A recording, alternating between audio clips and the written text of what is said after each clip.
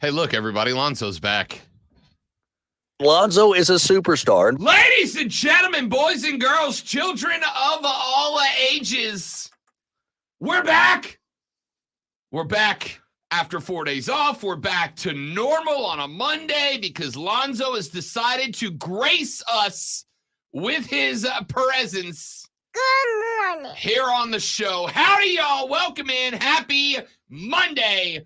The Rob Brown Show is on your radio. This is the Fan Upstate. How do you do, Upstate South Carolina? Hello, America. What's up, world? How's everybody? Nice, refreshed, relaxed, I hope, ready to rock and roll over the next 4 hours of the radio broadcast? I hope. I am. You should be. Lonzo has been off for 46 days. Yeah, and three out of the 4 of my favorite teams lost. So yeah, I'm good. Thank you, Chiefs. Thank you, Chiefs. It was scared you for a little while. They were down 14-0. Yeah. I was like, okay, all right, I see it. I see. Welcome back to work. Everybody lost. Chefs put the scare in Lonzo. Great googly moogly.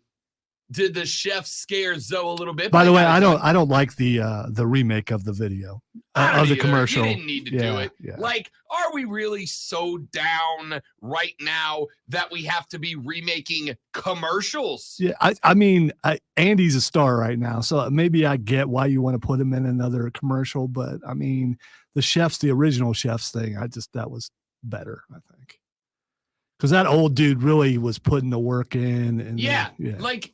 It doesn't hit the same when it's like a 28-year-old guy that's painting the end zone. It's like, all right, do it again. That's your job, and you're in your youth. You can still get up and down. When it was a 90-year-old groundskeeper that had been there longer than the Chiefs, then the commercial had some impact to it. The old man in me looks at that guy and goes, yeah, he doesn't know how to spell. I'm not surprised. It's the youths, Yana. We have got a show lined up for you, ladies and gentlemen. We've got 4 hours of sports talk entertainment coming your way now, and there's no shortage of things to talk about because for many of you, it is the end of the college football season. Gamecocks, that's it. A wrap on 2023. The season is at its conclusion. The only bowling the Gamecocks will be doing is at the lanes. So we'll talk about the Palmetto Bowl in review as the Tigers of Clemson have ended South Carolina's winning streak over them at 1. Can't wait to hear your take on this. I know later on there's going to be like a major celebration. There might be confetti. Hashtag all ends all over the place. Let me tell you how I'll just jump in and give you my reaction. I watched that game with the lady friend. We went up to her family. We did a little Saturday. The soon-to-be sister-in-law and brother-in-law brought my new niece down. I got to go meet the niece. We were watching this game up at their house. We left at halftime. We came home. We watched the second half at our house. And when that game was over, she looked at me and I went, I'm going to drink a lot of beer tonight, Jim. Budweiser. Because that game was, and I'm sorry to say, congrats on your wins, Clemson. I'm very sorry for your L Gamecocks. That game sucked. That game sucked. It was. That game sucked. First of all, I know how this is going to sound, but that was not a backwards pass. I mean, and that's how the game started, and the rest of the game kind of went that way. It just, I tend to agree with that. I'm watching in studio while I'm doing the Upstate Pulse, and I'm looking at it. It's like, that's not a backwards pass. And then I continue to do the show, and I look up and go, okay, they gave that to them. And then I went back and watched it later when I got home. I was like, what? Okay. There were some bad calls all over the place this weekend in football, period. But yeah, I tend to agree with you. I did not think it was a backwards pass. I thought that it was. I thought, because I'm not going to lie, I sat there And I'm at the future in-laws house. Yeah. Do you have to keep the snark in check when you know there's a bunch of fans in a room of No, a team because that you're not? her parents don't care. Okay, all Her right. parents don't care. Yeah, She yeah. and I'm more worried about her. Yeah. No. Then because No, during the game I don't say damn word. Because I will Not a word. tell you Saturday about 3, and I know we're going to get to this later. About 3:30. Yeah. My wife stood up, went to the bedroom, and went to bed. Yeah. And the entire family was there, and everybody just got up and pretty much left because they knew. Don't talk to her. Don't talk to her. Don't do anything because she was very unhappy. So I figure that maybe Courtney acts the same way when it goes that way. Rob has learned to keep his mouth shut. It's hard too, and it is. Yeah, it's very difficult because you want to do the thing, and it's an old men are for Mars, women are for Venus thing, but it's like extrapolated to a football world. You want to, in that moment, of course, as the sensitive, sensuous lovers that Lonzo and I are, we want. That's an apt description. It's a perfect description. What we want to do is hug and hold and comfort and say it's going to be okay. You're on the way up. There are good things here. There's a silver lining. But the reality is, all I heard from the bedroom was for about 20 minutes after that game was over. And there is no consoling a Gamecock in a moment like that. There's no, hey, silver lining this or positive attitude. I think you could put any fan name in for any team. I agree. There's no, I agree. But in that moment, I didn't care about anybody else. All right. And especially when you do the job that Zoe and I do, where we do sports talk, the thing in that moment we want to do the most is to sports talk. So I want to be like, hey, listen, here's the positives. Here's the good news. But here's the problem with that attitude. Hey, Lonzo, what good news would you take out of what you saw out of South Carolina on Saturday? I'll wait. I'll wait. I'll be right here when you come up with one. I will say that both Xavier Legette and Spencer Rattler helped their draft status. That may be too much because that's helping the individual and not the team. Oh, I think they absolutely did. Spencer Rattler last year would not have been drafted. This year he's got a shot at it. Legette wasn't even on the radar, and now he is. I think they helped. I meant out of this one individual. That game? What out of that game would you go? Right. That's a positive for the Gamecocks. Because it wasn't the run game, especially after Mario Anderson got his bell rung and couldn't even stand up straight, and he missed one play. Bad look, Shane. Real bad look. The LED lights are amazing. The stadium's dope as hell. There we go. The stadium is dope as hell. I'm going to tell you this. It's a good thing that it is. Because that's your recruiting pitch right now. Look how awesome the lights are. Right? The good news is, you're doing pretty well with the recruiting. Pretty well relative to where everybody else is. You're doing pretty well. The bad news is I am looking for. All right, that's a good point, Zach. That's a positive right there. All right, fine. I accept that. Didn't let Clemson score an offensive touchdown. And that's the truth. That's the truth. That is the truth. And the one touchdown that was scored is controversial. So, I mean, you know. It was. All right, back to the original point of this story. We were at the in-laws house on Saturday. Went up there and did a little post-Thanksgiving. And, you know, I am, of course, that guy. I'm sitting on the couch, though. We got the big screen up on the wall that's got the Carolina-Clemson game on it. And then I'm sitting in the recliner because, hell yeah, recliners are the best thing that's ever been invented. I'm in the recliner laid back. I got the phone in one hand with the FSU Florida game on.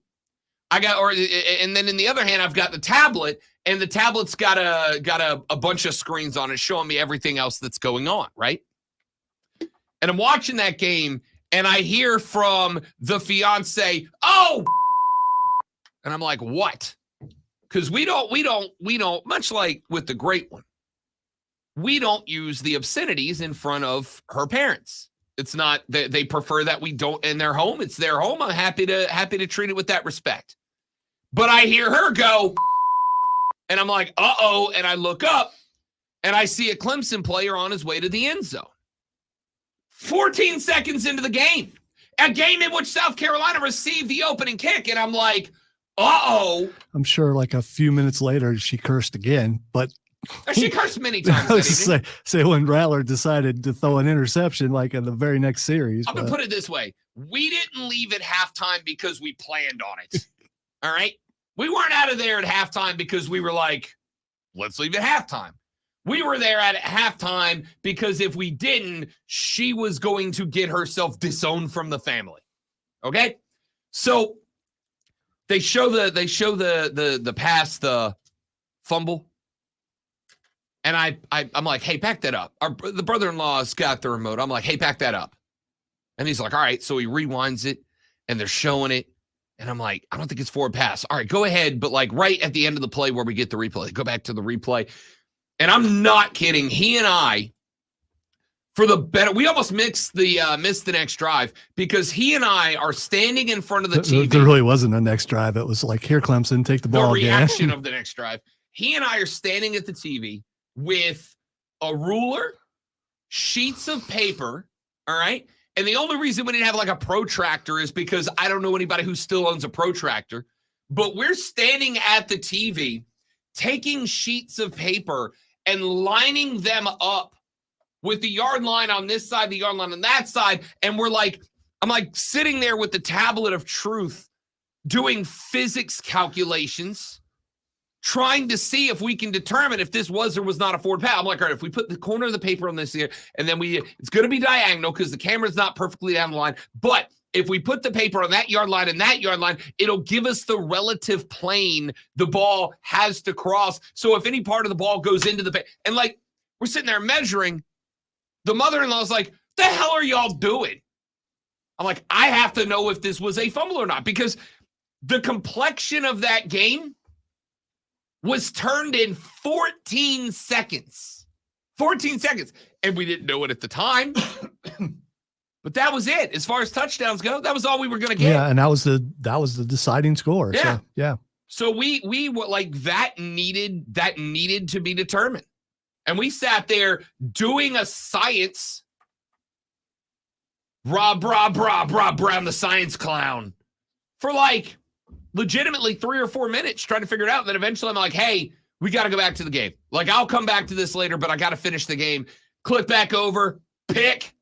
Like, oh no, it's going to be a long night for the Gamecocks. Going to be a real long. And then it wasn't. Which was weird, though, because it was not a good game, but it was an ugly game. Yeah, from everybody. All right, I'm not going to sit here like I'm going to hand flowers to Clemson for the dub. I'm not going to hand them to you for the performance. The performance was ugly. You ran the ball well. You had a couple of takeaways that won you the game, and that was it. Right? It was not a beautiful game. It was an ugly, ugly game start to finish, but you won the ugly game, and at the end of the day, that's all that matters. So, this game was interesting to me, great one, because on one hand, it never got out of striking distance for South Carolina, right? Like it felt like it was within striking distance through the whole game. But on the other hand, it never felt like they were going to be ready to strike. It just always felt like they were just one step behind where they needed to be in order to have that moment. And I got to chalk that up to Clemson's defense. Oh, without a doubt, Clemson's defense has been strong all year, and South Carolina's offensive line has not been. Yeah. So, I mean, Rattler struggled even more so than usual, but you kept thinking, even in almost every game, there's been a couple drives for South Carolina where the line blocked just good enough for him to have enough time to do some magic. That never happened Saturday. So it's just like if they one series, that's all he needs is one series. And he kept waiting for that one series, and instead he was running for his life the entire game.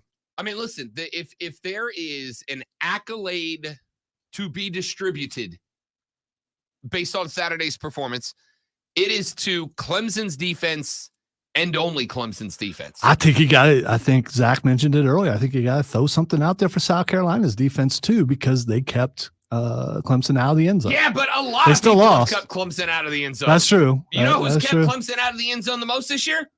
Clemson. Well, there's that. Clemson. Now, they didn't turn the ball over in this game, right?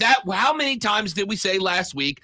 The key was very simple in this game. If Clemson wins, the turnover margin by 1, they'll win close. By 2, they'll blow the Gamecocks out. Well, South Carolina lost the turnover battle by 2, but they didn't blow them out. They lost the turnover battle in the first minute. Yeah. I mean, that's it.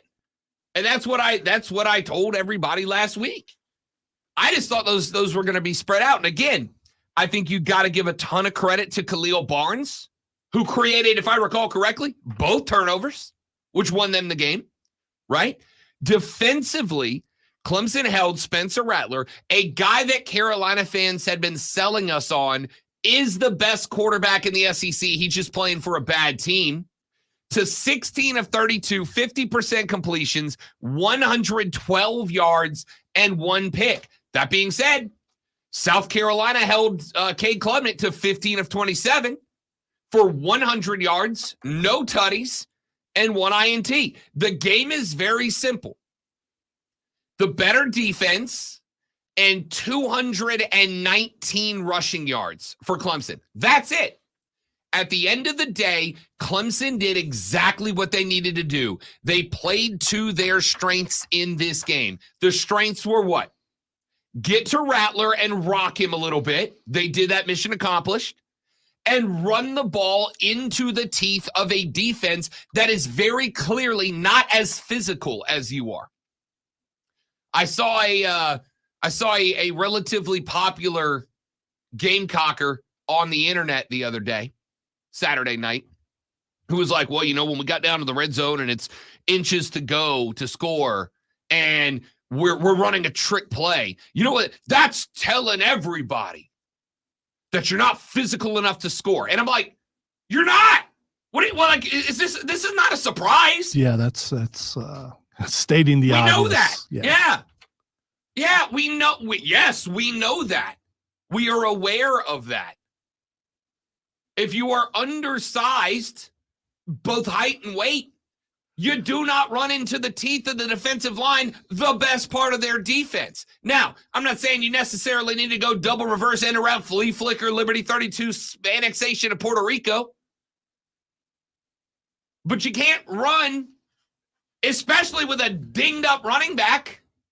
You can't run into the teeth of the defense. You've got to do something else. Got to do something else. And unfortunately, it just didn't work. The defense for Clemson gets its flowers because they dominated the line of scrimmage. They got the +2 on the turnover margin, and that's it. That's the game. That's the whole game. That's all it came down to. We can get into the X's and the O's and the Jimmies and the Joes all we want, and we will, because that's what we do for 4 hours here on the Rob Brown radio program. But the reality is the game was ugly. It was a bad team versus a slightly less bad team. I told you Clemson needed to win by 2 turnovers. They did that. And I told you they needed to just run the ball. You don't need in fact, I think you threw it too much. 27 times. That's it. Yeah, you're playing with fire, letting him throw the ball, because eventually he's going to throw it to the other team. I think you threw it too many times. There was no need for Cade Klubnik to throw that ball 27 times when you were averaging 5 yards a carry. Lonzo, I'm real bad at math. How many yards are required for a first down? That would be 10. And if you're averaging 5 yards a carry, how many carries get you a first down? That would be 2. Ding, ding, ding. Tell him what he's won, Johnny. It's not that hard. Well, that was obnoxiously loud. You just can't handle the treble, man. Too much about the bass. I'm all about that bass. About that bass. No treble. We got to take a break. Clemson fans, the phone line, 844-326-3663, belongs to you for all of your dunking on them pleasure. Gamecock fans, the phone lines belong to you with the answer that I await to the question, was this year a failure? Are we chalking this up to a failure for the Gamecocks in 2023? I will answer those questions when we come back. I am Rob Brown. The Great One hath returned. The Rob Brown Show continues next. This is the Fan Upstate. Campbell's. All right, guys, quick live read right here, and then we'll be right back and say hello to all of you. Stay right there.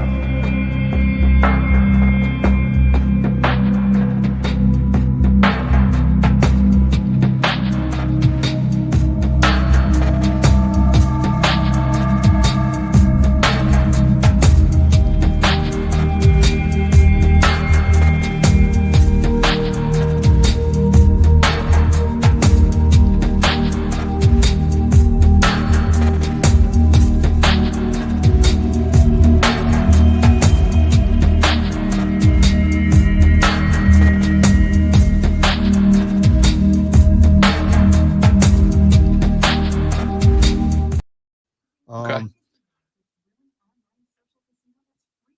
And then it had peaks and valleys like anything does. It's on forever. But it's refreshing how they do it.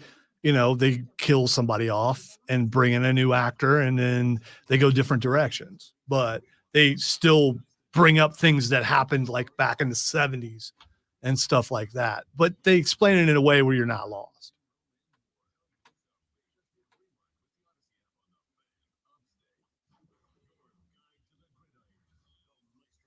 Smith and James in the next break.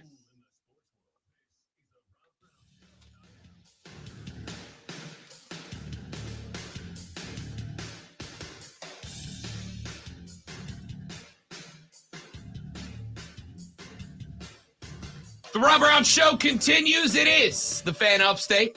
Rob and Lonzo with you on a Monday AM. 4 hours of sports talk excellence underway here on the radio broadcast.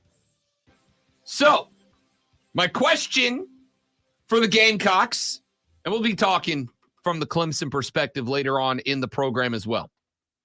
My question for the Gamecocks, do we consider year 3 a failure? I have seen everything on the social media since Saturday evening. I have seen 2023 referred to as a, quote, unmitigated disaster. I have seen it referred to as the final honeymoon year. I have seen it referred to as a series of unfortunate events. I think the last one's probably the one, because injuries, as I've said many times, are a part of any sport. Sure. But that was a lot of injuries. Sure. It really was a lot of injuries. And I think Beamer gains a year because of injuries. I'll tell you this. I don't think you're wrong. I don't think he gains a year. I do think he's on the hot seat next year. Right? I don't think he gains a year. I don't think he loses a year. I think next year was always the proving year. And I know it's cliche because I've told you, in my ever so humble opinion, as far as I am concerned, the whole concept that every coach gets 3 years, I don't necessarily believe that. I think there are a lot of variables that go into the equation. But as I told Cody Decker on Saturday, I think that one of the things we as fans do, and I certainly think one thing that most radio guys do, right? We were having a conversation about the Jets. We were having a conversation on Saturday's show about the Jets. And he said, Rob, it's Zach Wilson's fault. And I said, that's really not. Zach Wilson is part of the problem, but it's not his fault. We as radio guys especially, but I think we as fans love to take very complex and complicated situations and we try to boil them down as much as we can to an issue. Now, in the real world, that's not always the worst thing to do, because to solve many issues, you have to solve them one at a time. As far as Zach Wilson goes, it's like coming into a radio show and being expected to do, it's all set up for the guy that was over there, and that guy's not there, and then everyone expects you to do it exactly the way that guy did it. The Jets were built for Aaron Rodgers. They weren't built for Zach Wilson. So are people upset that Zach Wilson is not Aaron Rodgers? Duh. Yeah. So I would argue that whether you're the Jets or the Gamecocks or the Rob Brown radio program, when you have a lot of problems, you solve those problems one problem at a time. The problem is not that means you can only work on them one problem at a time. You need to be working on a lot of problems at once so you can maximize your efficiency in solving them.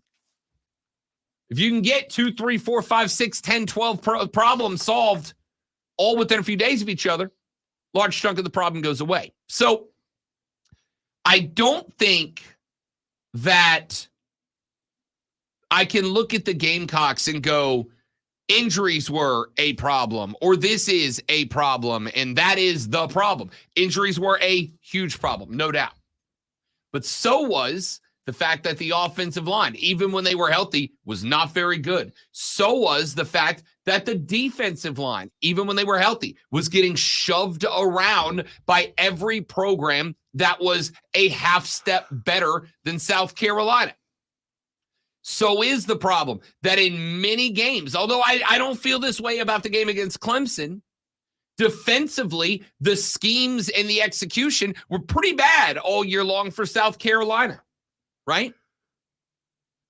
I feel like there are multiple problems that we could point at. Some of them reasons, some of them excuses, all of them problems. And I think that these are likely problems that can't all be solved by the time we get to August of 2024, which is 10 years from now, and get kicked off. I don't think you can solve them all. But I think the question now is, for this offseason, can you solve some of them?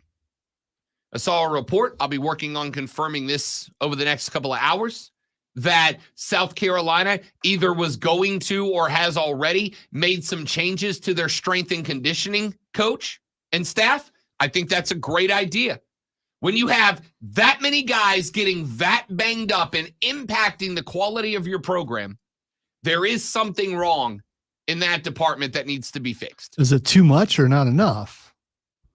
I don't know. I mean, because you could be overworked, and that's the reason why you get injured. You could be overworked. Yeah, you could be underworked. It is, listen, I'm going to tell you right now, strength and conditioning, probably one of the most difficult jobs in coaching, because there's really no way to know that you're doing it right until it all completely falls apart. And it fell apart on the Gamecocks this year. Completely fell apart on them. So I've heard rumors that they either already have started making changes or are going to start making changes. I'll call Emily Adams after the show and see what she can tell me, if anything. I think that defensively, you know, I saw some Gamecocks calling for the head of Clayton White 6 weeks ago. I don't know that that's a bad decision to make a move, right? And if you're going to make it, you got to make it now. The coaching carousel is already slowing down. Mississippi State's got their coach. A&M's got their coach. By the way, what an absolute boat show Texas A&M was on Saturday night. Oh, man. They were going to hire Mark Stoops from Kentucky. And then the Aggies fans went, bleep that. And they were like, oh, no, never mind. Our bad. That's our bad. Instead, we're going to go get Mike Elko from Duke. See, my feed was full of people saying Ryan Day was going to Texas A&M. Ryan Day's not getting fired from Ohio State. All right? We'll see. We're coming to that later. You think I didn't have a slot scheduled for Lonzo to talk about Ryan Day later in the show as Ohio State gets trounced by Michigan? There was no trouncing. But I saw that all on my feed. Ryan Day is going to Texas A&M. Like, what? Okay. No. There was never a chance. He's moving somewhere. We'll just have to figure out where. No, we're coming to that later. Point here is the carousel is spinning, but it is slowing down already. It's got to slow down. Transfer portal opens up in like a week. Actually, I think it is a week. I think it opens up either next Sunday or Monday. You better have your guy in spot when the portal gets going, especially the early blitz, right? So if you're going to make moves, now's the time to be making those moves, right? So with that on the table, I'm going to say this, and then I'm going to read David's comment here because I think he's got a good point. There's a few more I want to get to. Do I think this year was a failure? At its core, yes. At its core. Because the expectation for me was be one game better. Now, I think there are some things that we have to go into. Because again, I think in radio, we like to try to boil things down to their most simplistic because it's easy to get angry over simple things. It's not easy to get on about things that are real complicated, right? That's why people get mad at me. Because I'm a simple Because I'm so man. simple. I think you go back and you look at where the L's came from. Turns out, while North Carolina stank down the stretch, They were real good for the first half of the season. That L's not unexpected. You played number 1 Georgia. You played a Tennessee team that stank down the stretch, didn't early, but you had to go to their house. Tough place to win. In fact, I would ask right now, what L's on the schedule would you say were completely unacceptable? There's only one, Lonzo, Florida.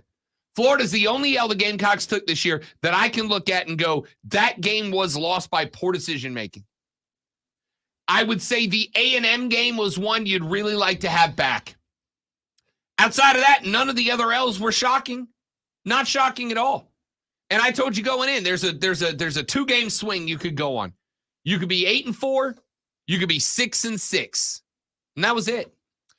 David says this year was a failure. Technically, it started this time last year with the transfer portal and should have become evident after losing Nichols in the spring. We could not afford injuries along the line or at wide receiver. 5-7 in year 3 is a step back, regardless of the circumstances. And it's tough, man. If you get a flat tire, you can't win the race. It's real simple, right? I think that they got a flat tire. But I also think the changes needed, the pit crew needed to fix that tire and limp to at least a not DNF, because that's what this year was. This is a DNF, if I'm going racing terminology. It was a DNF. That didn't happen. And there's your problem. So yes, Gamecocks, this year is a failure.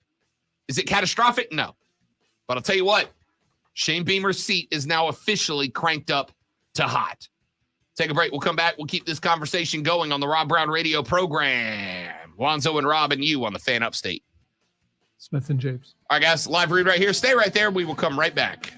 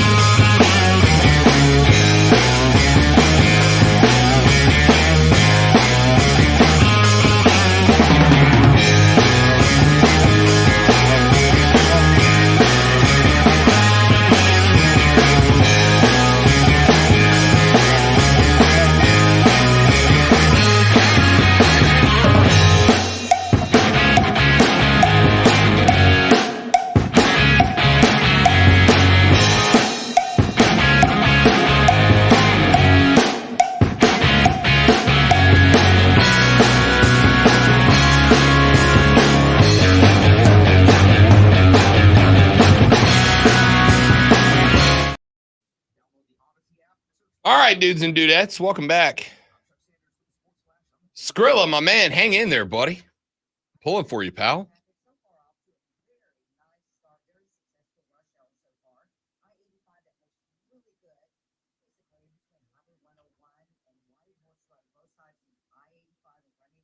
The game was an excellent. Yo, dude, Michigan Ohio State was it was almost a perfect football game. It really was.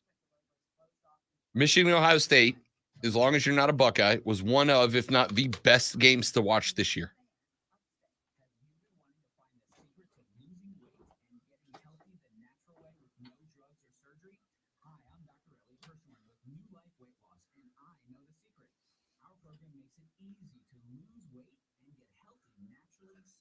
Zach, you really are still excited for that guy.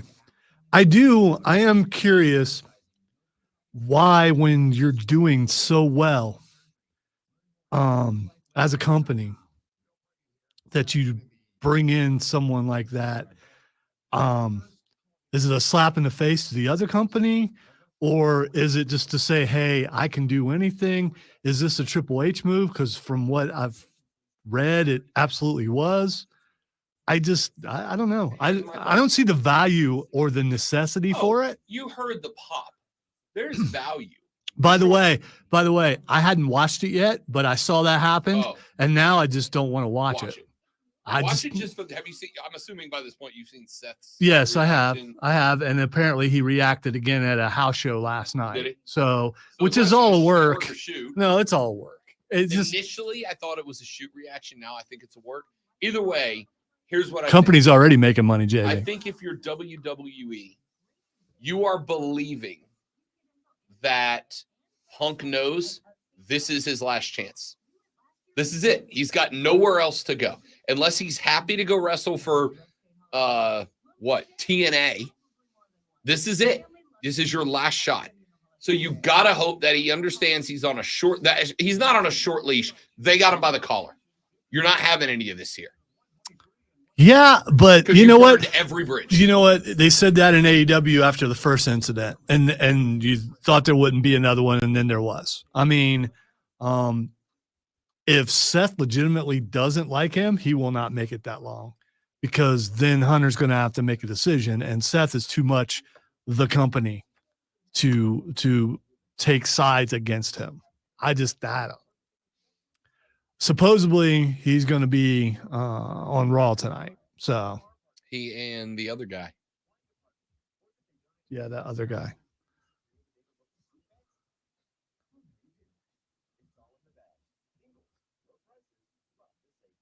See, I don't know. I mean, people who are big time CM Punk fans, it's like they don't see any wrong in anything that he's done. I mean, as far as his in-ring stuff goes, he's better in-ring than on the mic, in my opinion, because all his mic stuff is scripted. The unscripted stuff is where he got himself in trouble. When he truly went unscripted in AEW, he brought legitimate beefs on camera, and people didn't go, oh, he got me. You got me. No, they got in his face and they punched him. Not that that's how you should handle things.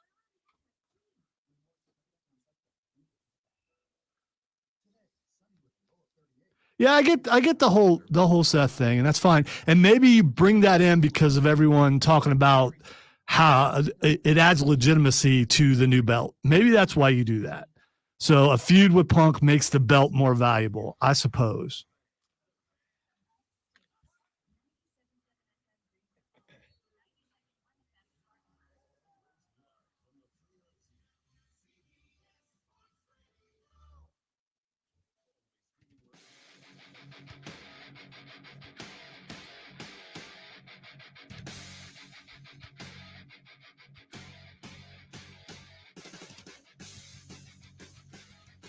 Wrapping up hour number 1, we're talking Palmetto Bowl here in the opening 60 of the radio broadcast. If you'd like to be a part of it, 844-326-3663. Text us on the carpros.com text line at 71307, 71307.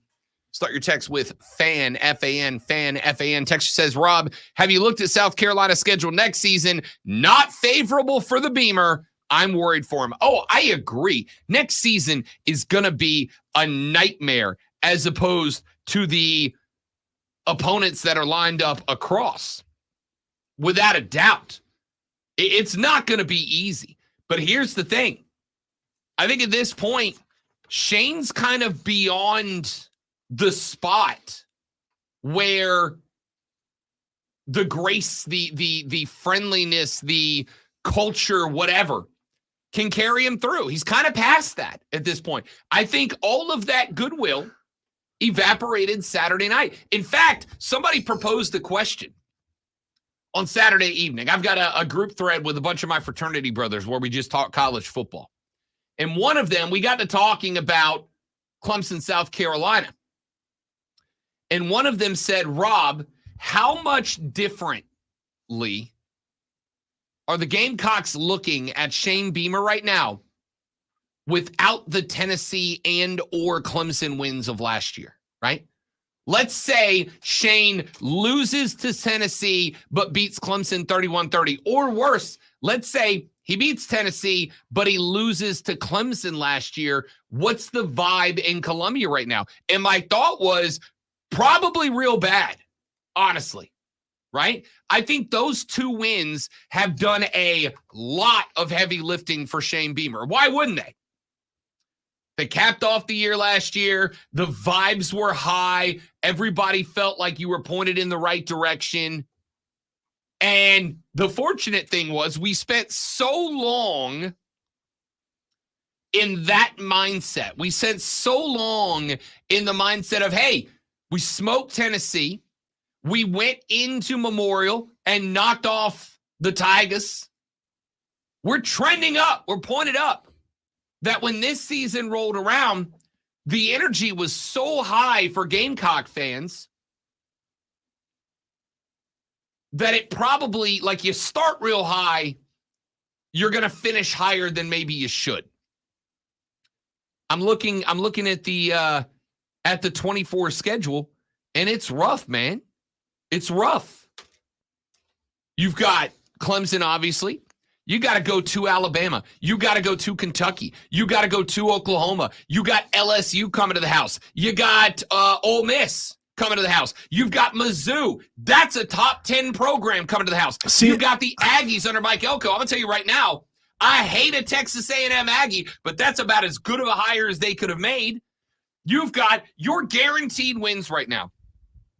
You got 4. Old Dominion, Akron, Wofford, Vandy. All right. That's it. This team could legitimately be 4-8 next year. You're getting excited, angry, whatever it is about a schedule that's basically that every single year. I mean, you're going to get that kind of schedule every year in the SEC. You just absolutely are. So you can't go, oh, well, next year we got it easy. No, because you're not going to. And the year after that, you're not going to have it easy. As long as you exist within the SEC, you're going to have a hard schedule. I mean, so the schedule thing is just kind of an excuse to me. I mean, I don't think it is. I don't think you have had a schedule this difficult based on, hear me out. Based on this. Coming into this year, what was Mizzou to us? At the very minimum, a toss-up game. Honestly, it was a lean win for me. Mizzou's a top 10 program. Ole Miss, traditionally a team that at the very worst, it's a toss-up game. You'd like to consider it a win. Ole Miss is a top 25 program right now. Oklahoma gets added to the schedule. You got to go to Oklahoma this year. Oklahoma, pretty good team. That's 10-2, and they beat a top 10 team in Texas. What you're trying to say is Carolina can't even be average anymore. No, that's what it sounds like. You used to be average, so the teams that you used to beat made you average, and now those teams have gotten better and you haven't, so you can't even be average. What I'm saying is this: if we're going to be a program that accepts being average, then just say it. But do you think, based on what Beamer's done the last 3 years, there's a lot of Carolina fans out there that are happy to be 6-6 every year? No, they're tired of it. They're tired of it. One of the few things that my comrade in arms, Mark Ryan, and I agree on is that the expectations of your program are only set by your fans. That's it. If your fans, by and large, are happy with, oh, we have fun on Saturdays and we're 6-6, but we love the tailgate. So let me finish. Okay, because I completely disagree with both of you. Your expectations are set by your fans and their reaction to what the decisions are. Why do you think A&M didn't hire Mark Stoops? It wasn't because after they had already gotten everything in line, they went, oh, maybe he's not that good. It was because the fans revolted against them. and said, this is not good enough for us. And they quite literally pulled the contract from Mark Stoops to go find somebody else A&M fans would be happy with. You set the expectation. And if you are good with 6-6, fine. I don't think the Gamecock fans are happy with being a 6-6 program. All right. First of all, fans, except for the fans in Texas A&M, should not have that kind of power. We know that Texas A&M fans have that kind of power because they decided to pay that kind of money to get rid of a coach, and now they think they have the power to decide what coach should go in there, and the powers that be there are allowing them to do that. So, I mean, that's on them. But when it comes down to, I don't care if the fan base thinks something should happen or not. It's up to the coaches and the people in charge to make that happen. How do the fans control what players come in there? If we get to that point, well, maybe they do now with NIL. You can't blame it on the fans. You just can't. Let me be clear. I'm not blaming anything on fans. Because that's what it sounds like. You said, the fans are complacent. It doesn't matter if they're complacent or not. That's not what I said. You don't go out and go, that's not man, what I said. I hope I make the fans happy today. You want to go out and win. And if you go out and win, the fans will be happy. That's not what I said. Don't put words in my mouth. What I said was the fans' attitude dictates the direction you're going. How? How? Fans control everything. How? Money. Okay. Spending money. Okay. Buying tickets. So you're going to do that. Well, if that program, you should just not show up. That's not going to happen. That's not what I said. No. What I said I was quoting someone else. Anyway, here's what I said. Here's how. Let me phrase that. Let me not give you what I said. Let me give you what I mean. Let me boil it down. If you as a fan base in mass, not little pockets of fans, not the Instagram fans, not the Twitter fans, you in mass, repeatedly tell your program we are not happy with what's happened, they will have changes. There is a difference between having direct control over the choices versus putting pressure on the people who make the choices to make different and or better choices. There's a difference. Texas A&M fans didn't get to choose who the head coach was, but they put enough pressure on Ross Bjork that he had to realize the process we went through to pick Mark Stoops isn't good enough. And by the way, the fans in that case were very, very right. He gave them right. He gave them the power when he allowed for them to pay to get rid of the coach. So now they believe they have the power to decide who the next coach is. And it's a horrible precedent. And if it's followed by other places, Mike Elko, who you taking? Neither. I'm going Mike Elko, 100%. He just took Duke to 7-5 in a conference that's producing probably a playoff team. He took that team to 7-5. By the way, in the Power 5 conference that has more bowl eligible teams than any other Power 5 conference, Mike Elko took Duke 7-5. Here's the point that I'm making. The Stoops hire was a bad hire. The Elko hire is a good hire. And they push back. So all I'm saying here is this. If Carolina fans are happy with, hey, we're just here to have a good time, Willie B's hopping on a Saturday, and that's all we're really concerned about, fine. You're Virginia Tech. Enjoy that. Enjoy being Virginia Tech of South Carolina. You're right. Stay home, because if you stay home, well, then recruits will go, well, I want to go there. No, you go to the place and you do what you do, and then recruits will want to come there. It's all a cycle. If I go to a place and I repeatedly get kicked in the stones, but I get told you're a bad fan if you don't show up, screw that. No. Now, I have not once said, not one time said, stay home, Gamecocks. Don't support this program. I've never said that. I didn't say it this segment. I've never said it in the past. What I have said is be vocal about your expectations. On this show, on other shows in the public sphere, be vocal about your demands of the program that you are investing in. And I don't think 5-7 in the SEC East. And by the way, one of the worst things that can happen right now for South Carolina is the dissolution of divisions, because you were in the easier division. I do have a demand. Then we go to break? Yes. Yeah, I figured. Be vocal about your expectations, because 5-7 ain't it, right? It ain't it. I'm not saying you give up on Beamer. I'm saying that it's time to push this program forward, because you can. We've seen it get close. It's also time to push the show into a sports flash. Yeah, the one thing that I couldn't wait to get back to, the Sports Flash. The Palmetto Bowl started with a controversial backward pass by the Gamecocks that led to a Clemson touchdown and eventual victory for the Tigers 16-7. Former President Donald Trump was in attendance to see the Tigers avenge last year's loss. Clemson heads to a lower bowl. South Carolina goes home. San Diego was outrushed by over 100 yards last night by the Baltimore Ravens in a 20-10 defeat. The Chargers managed just 86 yards on the ground while giving up 197. With the win, the Ravens now move to the top spot in the AFC. Philadelphia Eagles are now the only NFL team with double-digit wins after a 37-34 overtime win over Just Josh and the Buffalo Bills. Tune in tonight at 7:30 for Monday Night Football as the Bears take on the Vikings right here on your home for the NFL, The Fan. Upstate.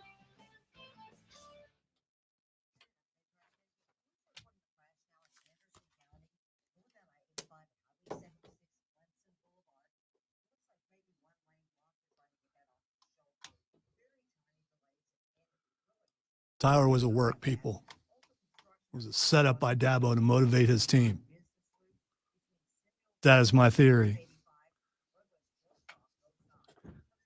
Give a couple seconds at the end to let it breathe because, Stephen, we're leading into traffic, which has no music under it. So a little bit of music in there, you know, not bad for someone who just came back from vacation.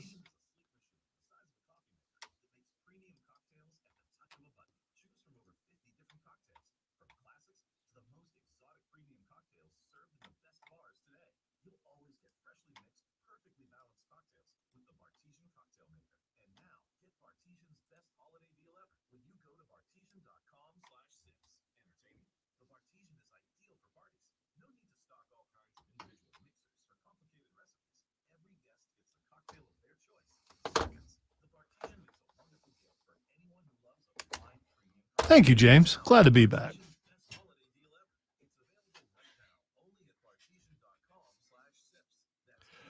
Zach, no, we're probably even. Here's the thing. As I've gotten older, I've learned to control my emotions to a degree because getting riled up is just going to make me sick.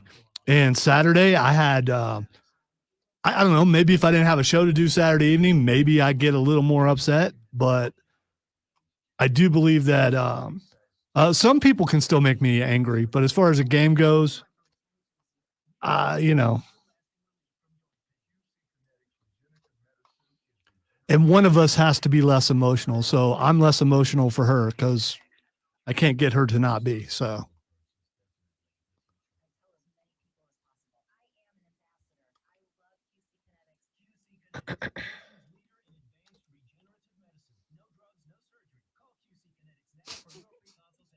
Thank you, Stephen. Whether I put thought into everything I do or not, I'm going to make you think I do. But my reason was, you know, that's why I did that. Because I really think traffic needs music underneath it. So if you go dry next to dry, it doesn't sound right. Although if I was really skilled, I'd have a traffic bed to play under it while I was playing. Knight Rider theme. I'm not that kind of skilled. What? Knight Rider theme. I'm not sure that'll fly with powers that be, but you never know. Don't do that to him, Zach.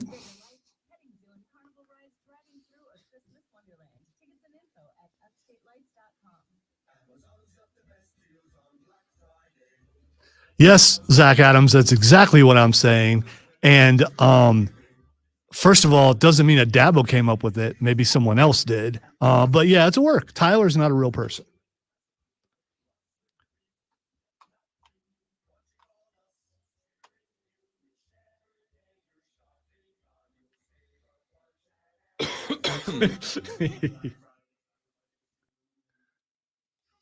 Come on, it's Monday after a holiday. Be nice. Wasn't like he wasn't all over social media yesterday. Who? Angry. Oh, we're talking about you. Oh, I was very angry yesterday. My team sucks. No, Tyler is just, some radio shows, not this one. They have, I'm going to tell a secret here. They have these things where they can, no, I'm not going to do it. All right. So some, You kind of already did. some things aren't real. And Now you can definitely set those did. things up ahead of time. It's got a bit, and a bit and a work are basically the same thing. And Tyler's not real. That's why no one was able to get them on their show, because he ain't real. He declined. I said what I said. I got to go now because I got another show that another thing that I got paid to do,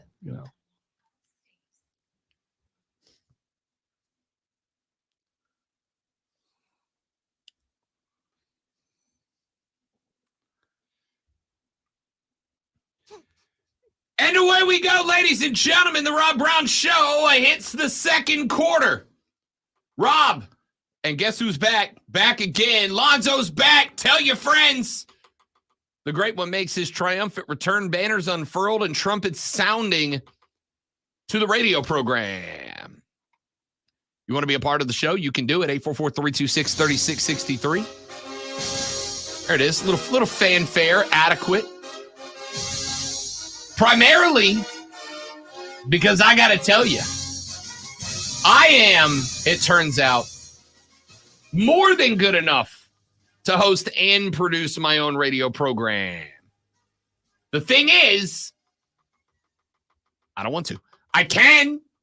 I have the ability to. I'm happy to should the circumstances call for it. What a braggart over here. I just don't want to. I could, if I chose to. Oh, no. I could do my job and your job No. and do them very well. Not if I chose to. There's no day I'm going to wake up and be like, you know what? I think I'd like to do more jobs today. I got to say, the perfect time of day to do what you're doing is right now, right when the boss gets up, so he can hear, wow, I could save money. Rob just said he could do all this on his own and do it really well. And I heard what he did last week. What do we need Lonzo for? Let's just put Rob over there permanently. Way to go, Rob. Good move. I'm afraid I've got some bad news. Can does not translate to will. All right? Let's be clear. Selective listening by everyone, including the boss possibly, heard you say exactly what I said you said. No, I didn't. You said you could do the job and that I'm If unnecessary. if I said exactly what you said, you wouldn't have need to said it. You could have just been like, y'all heard that, but you didn't. You had to change what I said to make it worse. I do not manipulate. I interpret. So, ladies and gentlemen, let's get to some stuff here on the show. Let's get to the 3 things you have to know before you get to work and start talking sports with your coworkers. Let's get to the water cooler cheat sheet. Are you ready for the playbook of the peculiar, the almanac of the absurd, and the encyclopedia of the extraordinary? Well, you better be, because we're diving headfirst into the 3 top stories that will have your coworkers saying, You hear that? before they take their first bathroom. Here we go. Welcome to the water cooler cheat sheet on the Fan Upstate. It's a good effort. You've been out for a while. No, it was a subconscious thing because I was going to play Hardball's America, and I really didn't want to play it, but I was going to, and my brain said, no, you're not doing that. America. Ladies and gentlemen, the water cooler cheat sheet, the 3 things you have to know before you get to work and start talking sports around, well, the water cooler or wherever you may gather on a beautiful Monday morning. Very foggy Monday morning. Let's not call it beautiful yet. See if the sun burns this stuff off. We start, as we always do, on a Monday with our Palmetto review. And in a game that we have already discussed and we'll get into later, we go to item number 1. I saved it. Don't worry. I saved it. Thanks to incredible hand gestures. 16-7, your final score is Clemson ends South Carolina's winning streak over them at 1. Cade Klubnik, 15 of 27, 100 yards, no tutties, and 1 pick. Very vocal at the end of the game was Cade Klubnik for a guy who went just over 50% with 100 yards, no touchdowns, and interception, screaming at the Gamecock fans, this is our house. But More importantly, the Tigers held Spencer Rattler to just 50% on 16 of 32 passing, 112 yards. The difference in this game, exactly what I told you it was going to be last week. The Clemson Tigers win the turnover battle as Khalil Barnes comes up with a recovered fumble, also comes up with an INT. Those two scores ended up with a 10-7 first quarter advantage for the Tigers. The Gamecocks would not find the end zone nor the goalpost another time in the football contest. A field goal in the second quarter, a field goal in the third was all Clemson found and all Clemson needed to get the win. The other difference in the game, on the ground, Mario Anderson got his bell rung early in the contest, did not ever appear to be the same guy. A lot of people questioning why Shane and co even put him back on the field after that knock to the noggin. He ended up on 35 yards, 13 carries. The Gamecocks only 57 rushing yards on 24 carries for less than 3 yards per carry and 1 rush on the ground for that first touchdown from Luke Doty. But Clemson, 219 rushing yards on 46 carries, good for just a tick shy of 5 yards a carry. No touchdowns through the air, no touchdowns on the ground, only an INT return for a tutty made the difference in this one ultimately, as Clemson knocks off South Carolina. In the NFL, the Panthers fall to 1-10 after a 17-10 loss on the road against the Tennessee Titans. Derrick Henry, 76 yards on 18 carries and 2 touchdowns on the ground. Will Levis, 18 of 28 for 185, no touchdowns, no sacks. BY threatened the 200-yard mark, 18 of 31 for 194, and would have gotten it if not for multiple drops from wide receivers in this game. Carolina had 96 rushing yards, actually outrushed and outpassed the Tennessee Titans. They just couldn't outscore them when it was all said and done. All receivers led by John Mingo, 4 catches for 60 yards on 6 targets. One of those, a drop on the sideline that I don't understand what John Mingo was doing. He jumped in the air, but twisted backwards to try to catch the ball. And granted, I will acknowledge on the run, not the most accurate pass BY has ever thrown, but more than catchable. But for some reason, John Mingo felt like he needed to jump the wrong way and try to spin backwards to get it. I still don't understand what the hell he was doing. This is one thing I don't miss, the fact that we watched 2 different games. No, we didn't. We watched the same game. You're just wrong about it. Yeah. Okay. All right. The person throwing the ball was a problem, but and anyway. Yes, it was. When he is okay. I put up multiple videos and pictures yesterday. And if you didn't see those, I'm just going to say this because and I'm saying this about Diesel. I'll fight him later. I'm saying this about everybody. If you are watching this team and you think Bryce Young is the problem, you are wrong. No, it's not a discussion anymore. David Tepper is the problem, and I don't think you can absolutely say someone's wrong about their opinion because no, I can't. If you look at the stats and you look at how he's regressing, and he just went 194 yards. All right, when the game is over and you immediately have to go into the arms of an assistant coach to give you a hug, I don't know if you saw that or not, but it's exactly what happened.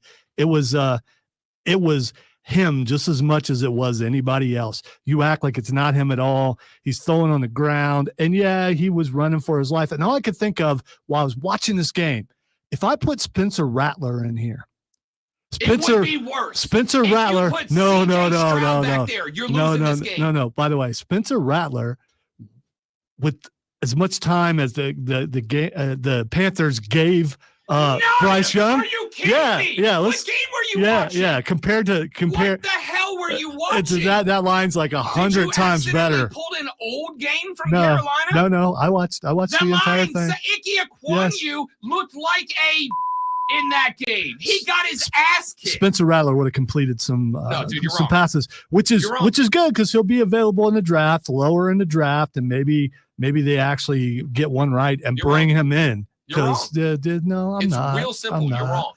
I'm not wrong. I love you like get, a brother. You get angry, You're you wrong. can yell. There are a lot more people on my side who think Bryce there's Young not. is the problem. Yeah, No, there there's are. not. I Text didn't line say- 71307. Is Bryce Young a good quarterback? And inevitably, when people say, no, Lonzo's wrong, then he will come up with a reason No. that this text No. is skewed. No, I won't.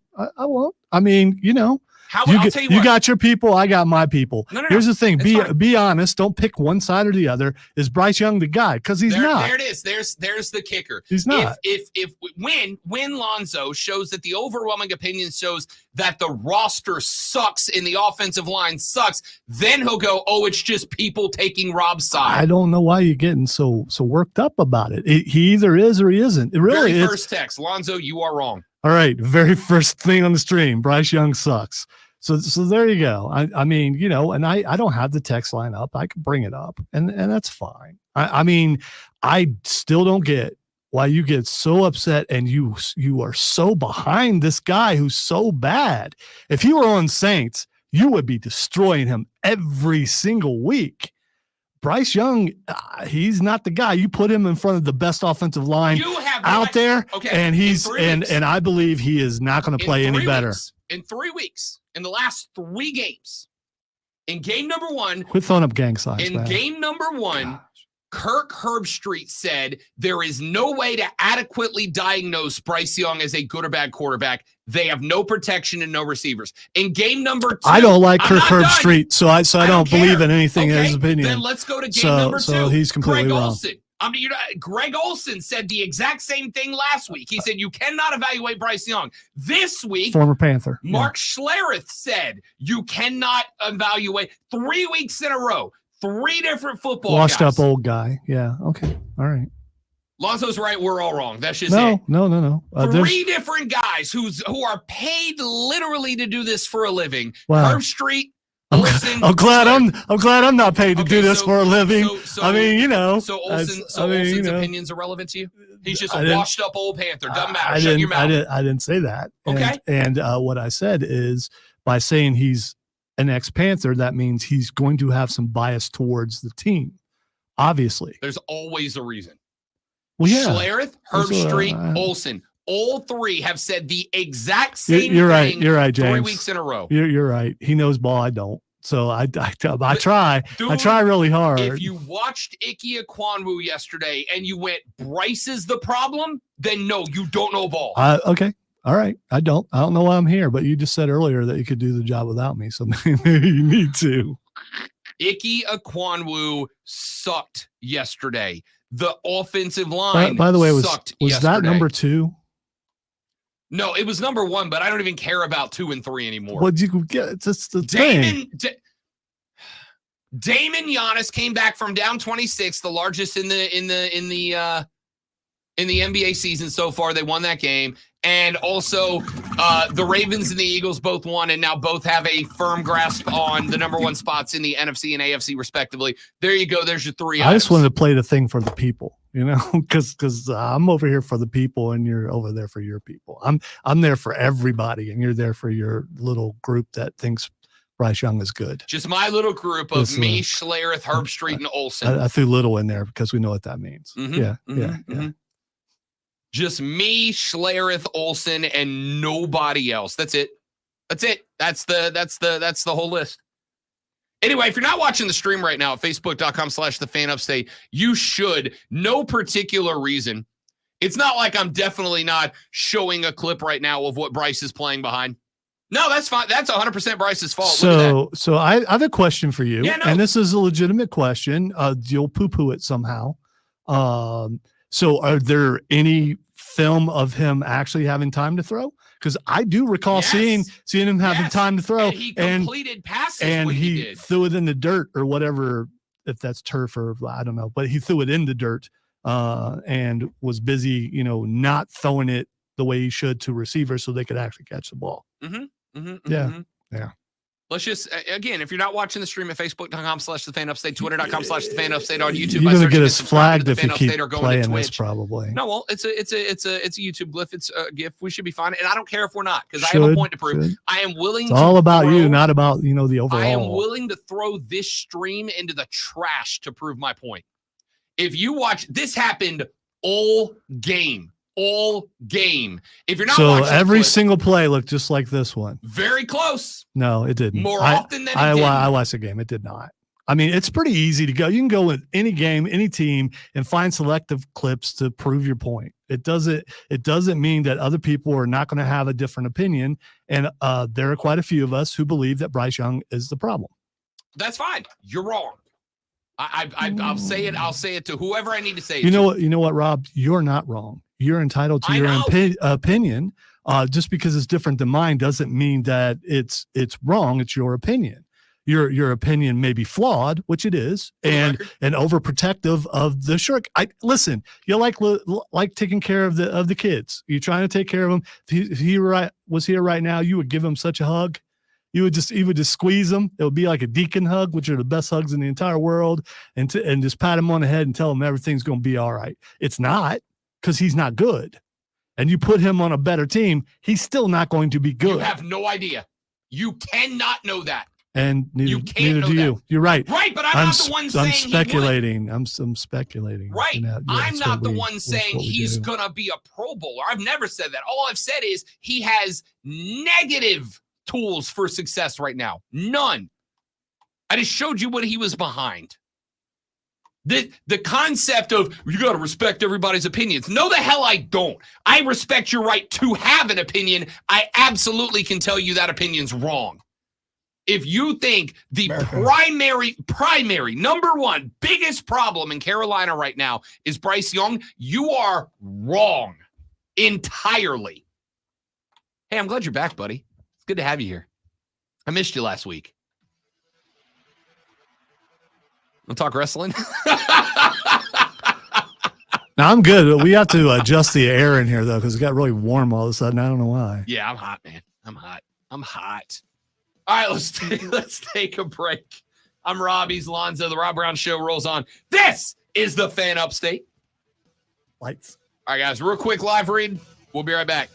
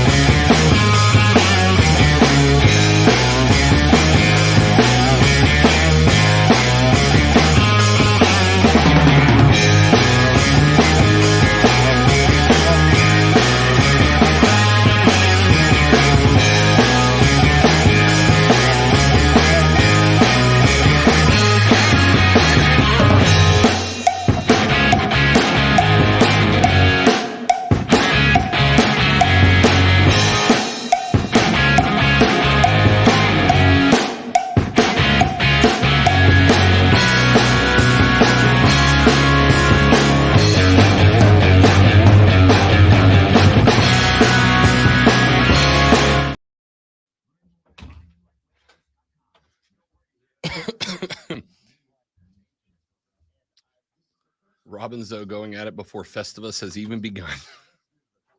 When does Festivus? Yeah, I was going to say, when is that exactly? I don't know.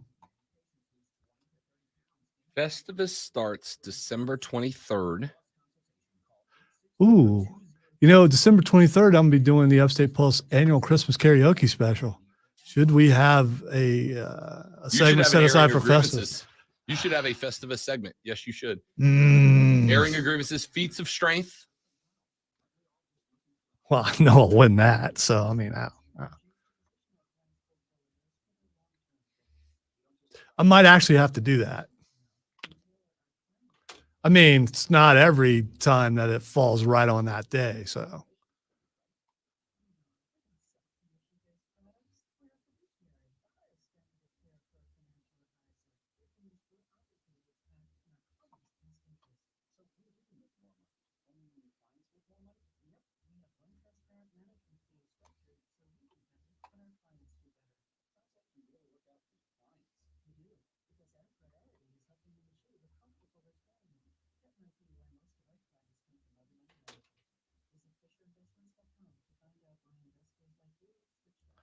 by the way, people, we're good. We're just being quiet at the moment. I want you to know that I'm trying to find something and I can't find it.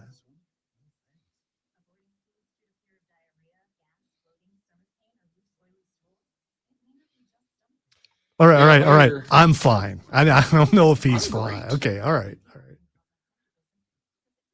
If I hear Tony Romo say the words There it is. championship DNA one more time, I'm going to puke. Why do you not have No, he was DNA? calling the Eagles-Bills game yesterday, and I swear to you, I stopped counting after the 12th time he said, they've just got that championship DNA. There's nothing you can do. They just have that championship DNA. I'm like, break the game down, Tony. Tell us why.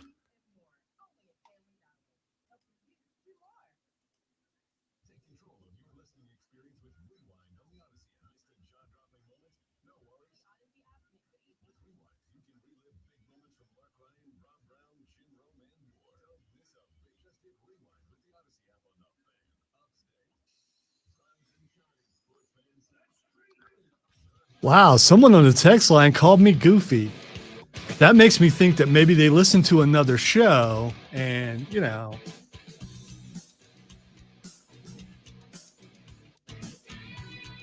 Rob Brown Show carries on. Robin Lonzo with you. It is time, as we do every Monday, for the Rob B Remix. We're going to take a look at the final regular season AP Top 25, and we are going to put them in what I believe to be the correct order. Now, I will tell you, as I did a number of weeks ago, the deeper we get into the season, the more likely the Rob B Remix is going to be in line with the actual AP poll, and it is more correct today, although I do have two different swaps inside of the top four. The AP poll at the conclusion of the regular season ends like this. They've got Mizzou checking in at, well, actually, let me start with the fact that we know the results of championship. We know the results of championship Sunday. We're going to get to that coming up in a little while. You got the championship DNA thing stuck on your head. Really That's do. what. Y'all, if I hear Tony Romo say the words championship DNA one more time, I'm going to lose my mind. I watched the Eagles-Bills game yesterday, and I swear to you, he said it a dozen times before I stopped counting. By the way, really quick, infuriating. The texter said, cut Lonzo loose. You're so stupid. Nah, yeah, we're not doing that. You're so dumb. Number 10, Penn State in the AP poll. Penn State, of course, with a 42-0 win over Michigan State. Number 9, Missouri gets that 9 spot. Alabama checks in at number 8. Texas at number 7. Ohio State falls to number 6 after they fall by 6 to the Michigan Wolverines. Oregon hangs on to their spot at number 5 after a 31-7 demo job on Oregon State. FSU finds a way past Florida. They are the lowest ranked of the undefeateds at the 4 spot. Washington knocks off Washington State in a close one on the road, 24-21. Michigan after their 30-24 win over Ohio State goes to number 2. And Georgia, of course, hangs on at number 1. First place vote distribution, 52 of them went to Georgia, 10 of them to Michigan. No other first place votes were allocated elsewhere. So with that knowledge, let us take a look at the Rob B remix. This is my order of the top 10 based on what we've seen out of this season. I am going to start with number 10, and I am leaving Penn State in there. Penn State 10-2. They win over Michigan State 42-0. Thought that might be a little bit of a letdown game for Penn State. Disappointed on the way the season went, losing to both Ohio State and Michigan. But they blank Sparty. However, they lost their 2 biggest games. I got to move them there. Just ahead of them, after a 48-14 win over Arkansas, I am going with Mizzou at number 9. Missouri, a team that, again, beginning of the year, we thought was going to be a coin flip type of game for the Gamecocks. Turns out, Mizzou's not too bad. And for the record, if Missouri is capable of it, South Carolina's capable of it. Okay? I'm just going to say that. We'll come back to that opinion later on in the radio program. At number 8, I'm going to dump Ohio State all the way down to number 8. They are going to check in as a one-loss team behind Alabama, behind Texas. Both of those teams have a loss. Both of those teams have a loss to a top 7 It's a team. little harsh. Jump all the way I don't down think it is to- right now. to I think 8? if Okay. I put Ohio State and Texas on the field, I'd say Texas -1.5. If I put Ohio State and Bama on the field, I'd say probably Bama -2.5. I think those teams are just a tick better right now, but doesn't matter because we're all the way down at number 8. It does matter for the number 7 team. I am putting Alabama 1 spot behind Texas. I'm going to be real. I think this is a pick'em game if these 2 teams were to meet on a neutral site. The difference, the only reason, remember, the Rob B remix is not a power ranking. It is a poll of me. It is a poll of me. And it takes everything into consideration that has been done on the field this year from start to finish. Is it a poll of your voices in your head, or is it? They just talk to me. Okay. They understand. All right. Alabama lost to Texas straight up. If Alabama did not lose to Texas, if both of these teams had a loss, but Bama's wasn't to Texas and Texas's was to Bama, I'd have them flip. If they both had a loss and they hadn't played each other, I'd probably say Alabama goes a spot above Texas. But there is some importance to the heads-up win. It is one of a number of factors that I use. I got Alabama 7 and Texas at number 6. At number 5, and I mean this, if you have been betting Oregon with me since I told you 5-6 weeks ago, I think they are the single most complete team in college football, you have won a lot of money. Thank you very much. The Oregon Ducks go at number 5, and the only reason they're not higher is they do have that 36-33 L to the Washington Huskies. I'll tell you right now, I think Oregon is better than Florida State. I think Ohio State is better than Florida State. I think Alabama is better than Florida State. I think Texas is better than Florida State. But I certainly think Oregon's better than Florida State. However, I've got to take into consideration everything that's happened all season long. And the Noles check in at number 4 because they are 12-0. They are one of only 4 teams in America that had an undefeated regular season, and they get the flowers for that. So the Noles slide into the 4 spot. It took them a while to get it going against the Gators, but they get it done 24-15. They were in the whole 12-0. Zoe, until Florida players just started spitting on Florida State players right in front of the official. At that point, the Noles took it personally, gutted out a win on the ground, 24-15, and the Noles go to 12-0 at number 4. 1 spot ahead of them after that 24-21 win over Washington State. Give me the Huskies of Washington. Michael Penix Jr. should not win the Heisman. Jaden Daniels should. He did it again this weekend, but Penix Jr. will be in New York City, and he will also be in Las Vegas this Friday, when the Huskies and the Ducks get it on in the Pac-12 championship game with a spot in the playoffs on the line. The winner of that game is going to the college football playoffs, undoubtedly. That is playoff game number 1. Playoff game number 2 takes place on Saturday afternoon. Alabama, Georgia. Playoff game 3 takes place when FSU plays Louisville in the ACC title game on Saturday night. At number 2, I do have the Michigan Wolverines. They are one of the 4 teams in the nation that finished undefeated after they finished Ohio State 30-24 in a game that, honestly, and we'll talk about this in a minute because I got to get to this Ryan Day thing. Ohio State beat themselves as much as Michigan beat them. All right? But there were 2 keys to the game, one for both teams that I had. If Ohio State stops Blake Corum, they win the game. If Michigan makes Kyle McCord regress and throw some picks, they win the game. Both of those things were on the table. Only one of them came true. And Wolvie moves to number 2. And, of course, at number 1, in a game that was dramatically closer than any of us expected, 31-23 over the Ramblin' Wreck of Georgia Tech. Georgia at 12-0 finishes in the Rob B remix at number 1. And I've said it before, and I'll say it again, kids. Said it before, say it again. Brent Key is doing an excellent job at Georgia Tech. I love what he is doing at Georgia Tech. And the fact that they competed with Georgia. Now, you're going to hit me. A lot of you are. A lot of y'all are going to hit me with, yeah, Rob, but Georgia was looking ahead to Alabama. Georgia was looking ahead to Alabama. Okay. And Brent Key took advantage of that fact. And Brent Key had the Georgia Tech Ramblin' Wreck in a 1-score game till the conclusion. 1-score game. They were in it. They were down 8. A score and a 2-point, and they're right back in that football game. They hung around in a game that they were minus 18 and a half in. They kept it to 8. I don't know what else you want me to tell you. I love what Brent Key is doing. I am not going to say that this is a beatable Georgia program, but I am. They are. That being said, Auburn held Alabama to a miracle finish, but we'll see.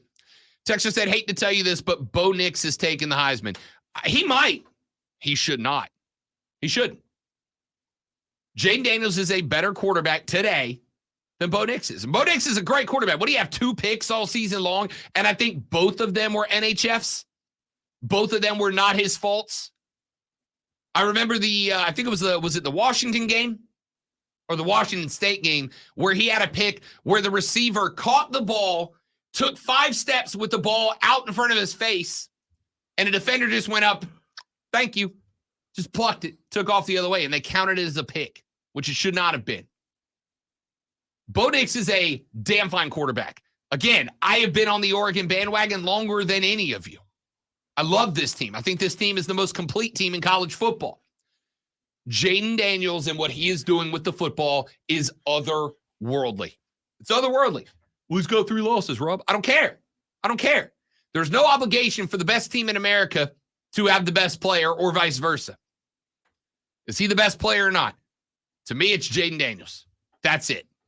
All right, let's take a break. Your Rob B remix as it's written. Penn State at number 10, number 9, Mizzou, number 8, Ohio State, 7, Alabama, Texas is 6, Oregon is 5. Your undefeateds stack up 4-3-2-1 as FSU, Washington, Michigan, and Georgia. And I'll tell you right now, I could be convinced in one text to put Michigan ahead of Georgia.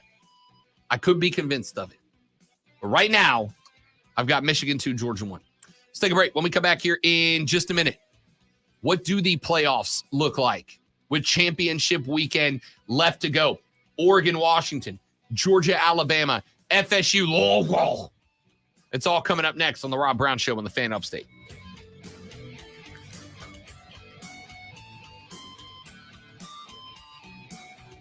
Sent you something on X. It's a picture.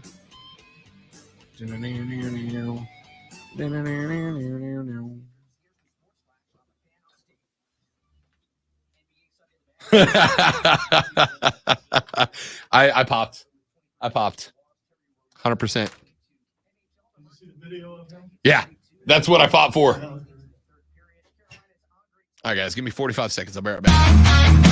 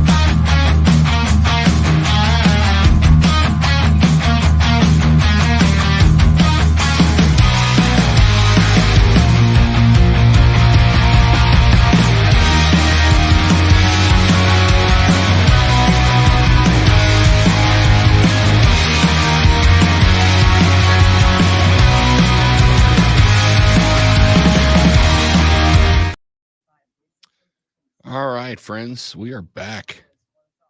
Thank you guys for hanging out with us on a Monday morning.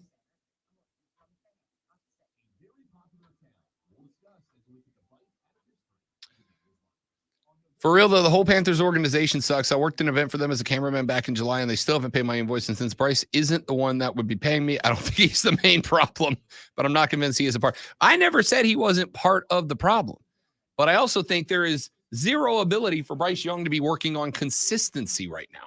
That's it.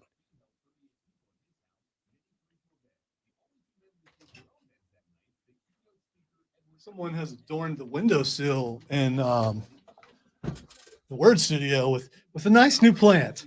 And I had a theory as to who that was, and I wanted to confirm that theory, and I was correct. What kind of plant is it? Yeah, you got to go look. I don't know, dude. Is it like a succulent? Is it a fern? Is it a cactus? All right. So anyway, as I was told, the person who brought it in said they brought in a work friend for everyone. Tim. No. Really? Come on. Come on. How long has he been here? If he's bringing in a plant, it's probably not the kind that you should bring in. And no. Well, I'm assuming first and foremost, it's not a pot plant, which would be hilarious. Right. That was dragging across. Anyway. As soon as I saw the plant, I knew who did it. There's only one other person it could be. And he sounds just like Sammy.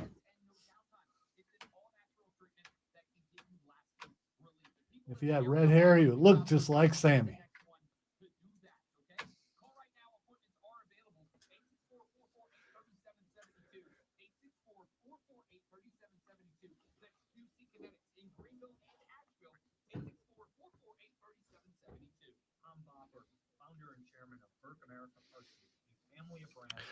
By the way, I never thought I would say this, but I appreciate the stream more than the text line. But I knew that's how it was. Stream, you guys are much more civil, even when you disagree. Text line, you're stupid. He's dumb. He should be gone. He sounds like Goofy. Duh. So that's a work for sure.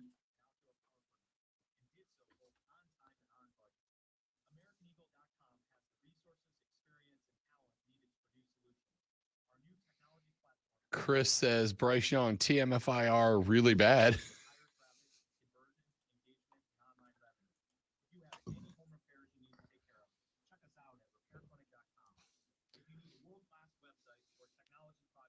Here's the thing. If you're looking at ability and you feel like that two players are kind of the same, but you know the makeup of your team and the person you're bringing in has to be strong in a way where they're going to endure a whole lot, I think you make another choice. I hate to see someone get broken, and he is getting broken physically.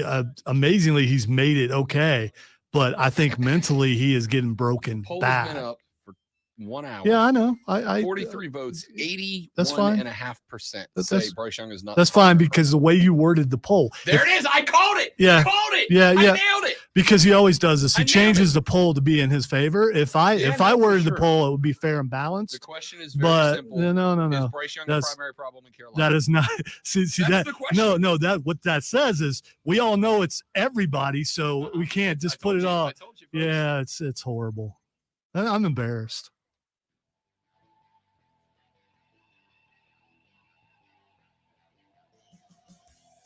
The Rob Brown Show carries on. It is the Fan Upstate. All right. Let me go ahead and make this real easy for you. If Florida State beats Louisville this Saturday in Charlotte, North Carolina, to become a 13-0 Power 5 conference champion and reclaim the crown of the Atlantic Coast Conference, they are in the playoffs. All right? Save your breath. Save your arguments. Save your thumbs. I don't want anybody getting carpal tunnel firing off 98 tweets at me. All right. I mean, I do. I want you to fire those tweets off. I want you to follow me on Twitter at The Rob Brown Show, at Lonzo on Word, and at everybody at VFan Upstate. But save them in this capacity. If Florida State goes 13-0, they're going to the finals. And here's why. I am not going to sit here and make the argument to you, though I could, that Florida State doesn't look better than one-loss Oregon. They don't. I don't think Florida State looks better than one-loss Texas. I don't think Florida State looks better than one-loss Alabama. Hell, I don't think Florida State's better than one-loss Ohio State. I think you got to go down to number 9 before you find a team that I would go, okay, I would favor FSU by 2.5 or more in this game. But that is not how we select champs. I know that the vernacular we like to use is that the playoff rankings are designed to get the 4 best teams on the field to determine who is the national champion. What I think we fight about is how we determine the 4 best teams. I think there are a lot of people who subscribe to the thought of the 4 best teams are biometric, the teams that look the best on the eye test. Guys, the eye test is a part of it.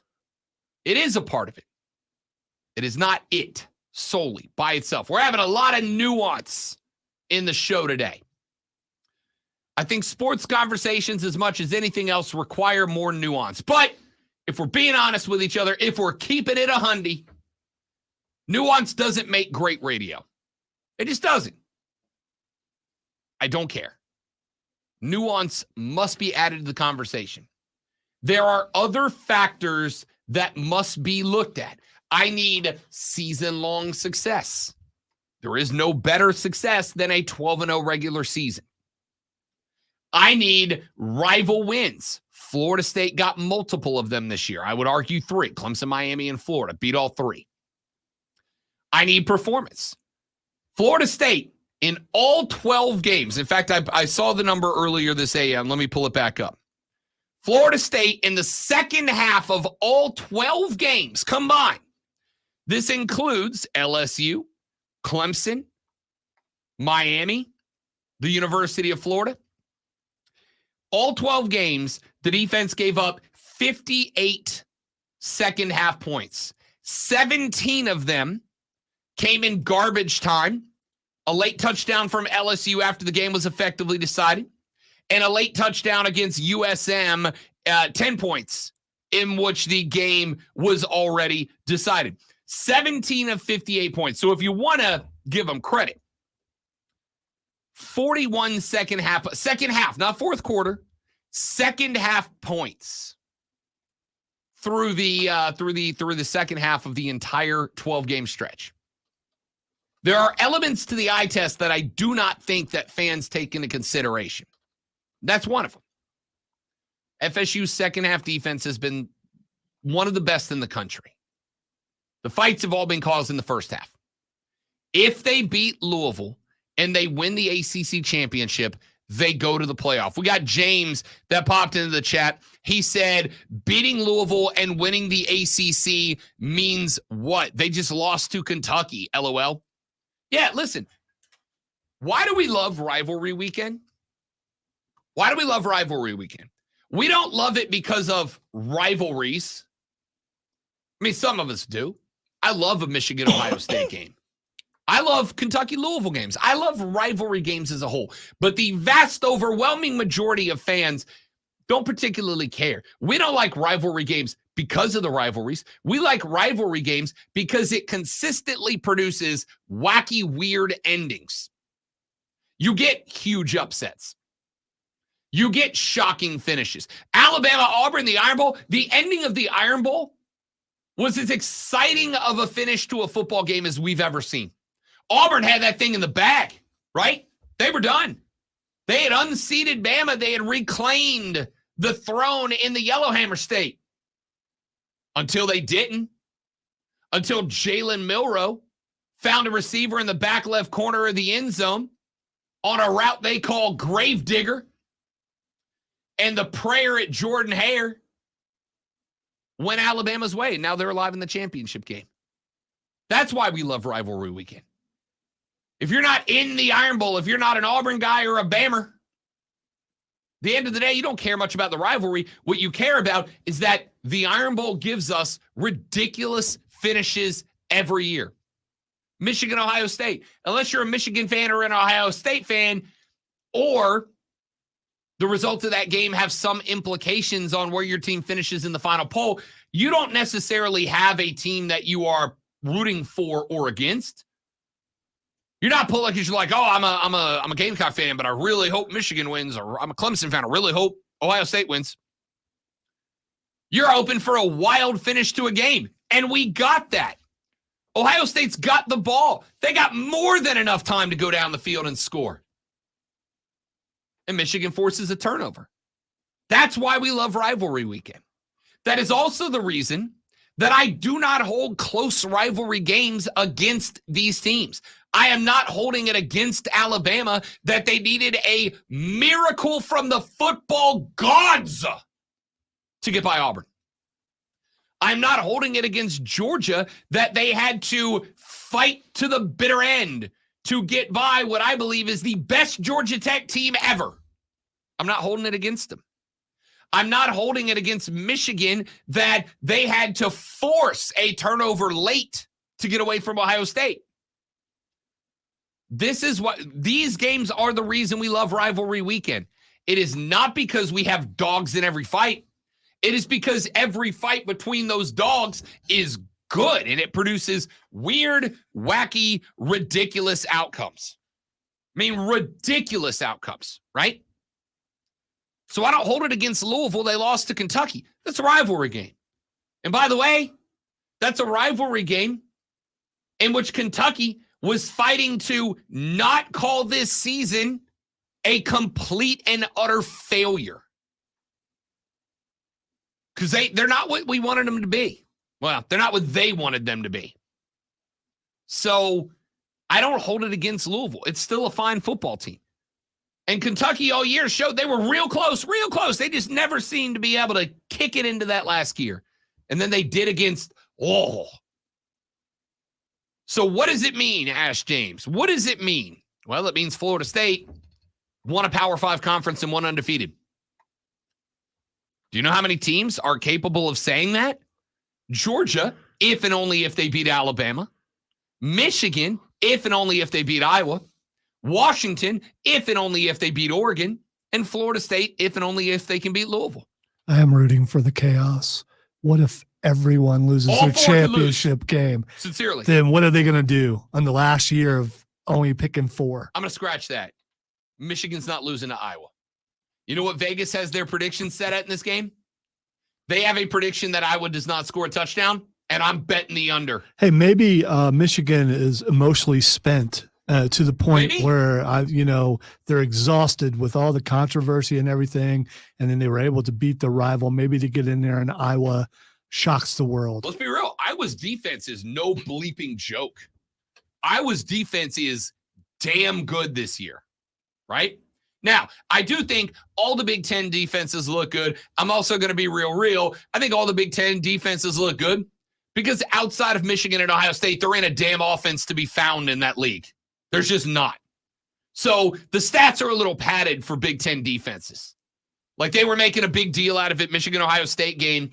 They're like, Ohio State number 2, Michigan number 3 ranked defenses in America. I'm like, yeah, but what offensives they played? Rutgers? Iowa? All you need is one to lose to cause some chaos. And I think the most likely to lose would be Georgia. I think the most chaos is caused if only one loses, right? Depending on which one. I think the most chaos. Because you got all those one-loss teams, and you got to figure out who to give that 4th spot to. The most chaos available is Michigan wins, Washington wins, Florida State wins, Georgia loses, right? Because now you got one spot, but you've got, at that point, 11-1 Ohio State, 11-1 Texas, 11-1 Bama, who beat Georgia, 11-1 Georgia, whose only loss came in the SEC title game, and it's their first loss in a decade. It feels like, right? I mean, at that point, you've got a bunch of teams. Now, it doesn't matter if Florida State loses. FSU as a one-loss team is not going to the playoffs. I don't care what they do. Okay? They're not. Because at that point, what's carrying Florida State right now is full season results.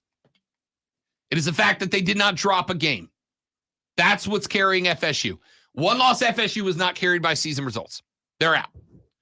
I think if Washington loses, because the Pac-12 is so strong in its final year as we know it, I think Washington could have an argument. But if there's only one slot, can you give it to Washington over an Oregon team that just beat them? What if it's a 3-point victory for the Ducks? The same margin of victory that Washington got Oregon by a couple of months ago, or I guess a few weeks ago. They have an argument. Is it enough? I don't know. It's a strong Pac-12. Does Ohio State have an argument? Hey, we only lost one game, and the only team we lost to was the number 2 team in the country, right? We smoked everybody else. We deserve a shot. Yeah, but you didn't play for your league championship. Well, if we were in the other division, we would have. In the other division, we would have. What about Texas? They're going to win the Big 12. They're going to be 12-1 Pac-5 champions, Power 5 champions. Do they deserve to go in? And if they do they, as Power 5 champions, deserve to go in over Alabama, who will also be 12-1, also a Power 5 champion, but lost to Texas heads up? Do you have to give it to Texas at that spot? There is plenty of chaos left to be had. Say it right now, Alabama can beat Georgia. Oregon can beat Washington. Can Louisville beat Florida State? I don't know. Florida State opened on that line as a 4.5-point favorite. I don't know that I'm ready to say yes, but I'm definitely not ready to say no.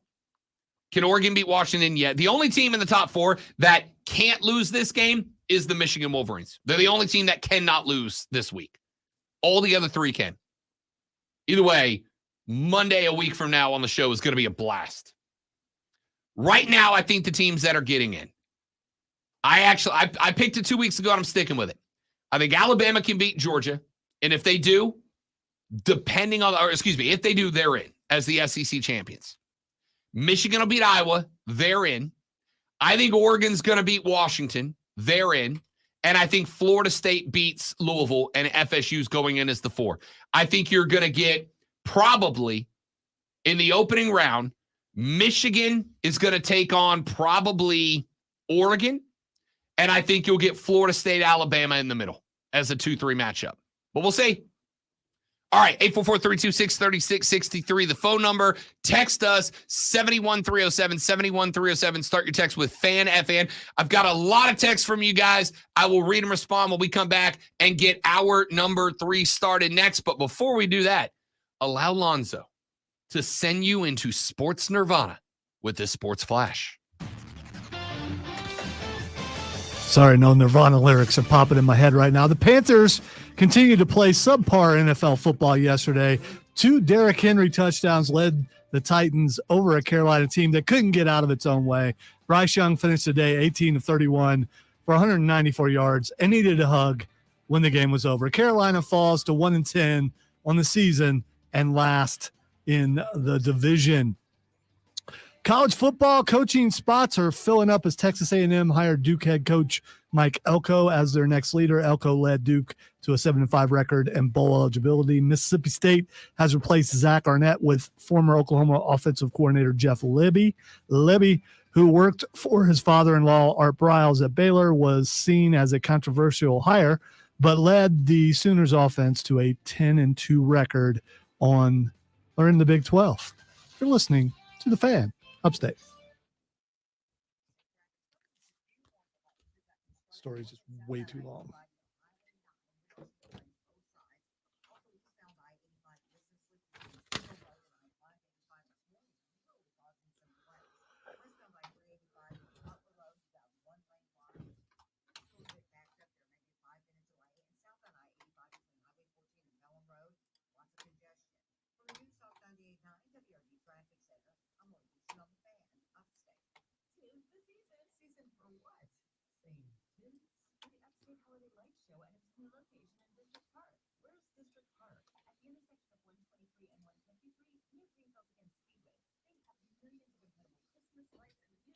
Yeah, I'm not happy with that one, Stephen, but thank you.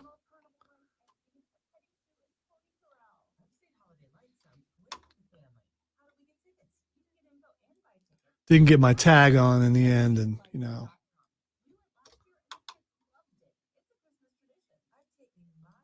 even though I have exact instructions on how to do it, I know what I'm supposed to do, and I didn't get it done.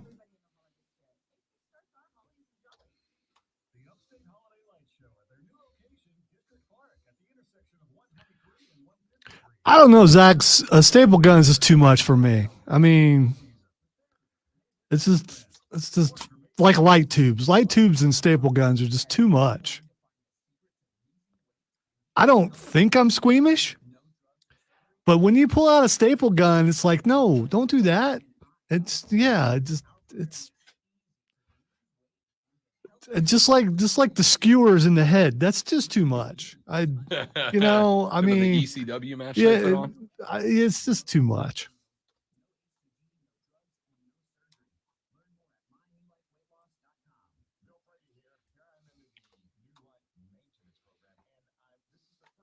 Okay, Steven, I accept your compliment and I appreciate it.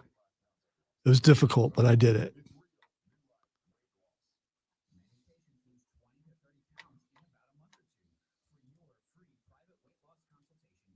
Happiness leads to complacency. Complacency leads you to a place where you never get better. So I can't do that.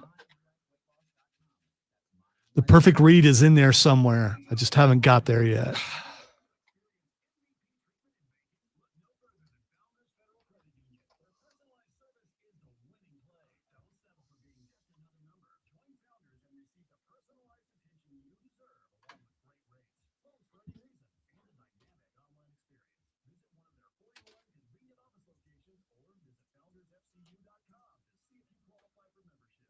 What's up, Keegan?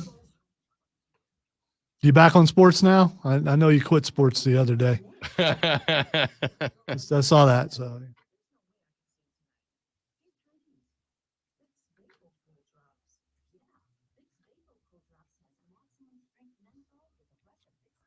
Steven, that is my favorite thing you've ever said on this stream. My favorite thing. Yeah, but now I'm thinking Sweet Chuck from, what was it, from the Police Academy 2, where he had the two. I mean, it's not like that, because I know you couldn't do that with that. At least I don't think so. You need one of them there bidets. Get you a bidet. You don't need to wipe your butt, I don't think. I guess you still have to dry off, though. I don't know. I'm not going to try it. Maybe I would try it if I ever stay at a place fancy enough to have a bidet. But it would have to be a hotel or something. I wouldn't. Would you use a bidet at someone else's house? A bidet? Yeah. Bidet doesn't touch anything. But it does. I mean, there's Yeah, but there's splatter in there. There'd have to be. I mean, Yeah, but I mean, again, like if it splatters, it's splattering onto a butt and then getting rinsed away. So maybe. I mean, some of that has to go like under the. I don't know. Do you not sit on public toilet seats? I promise you, that's worse. I try not to. I try not to. Yes, as well. I will. Not unless it is just an absolute. I'll drive 3 hours to get home. I'm the same way. I have left a bar to go home and poop to go back to the bar in the past. Yeah, I'm clinching. I'm not. I mean, Smith and James in the first break.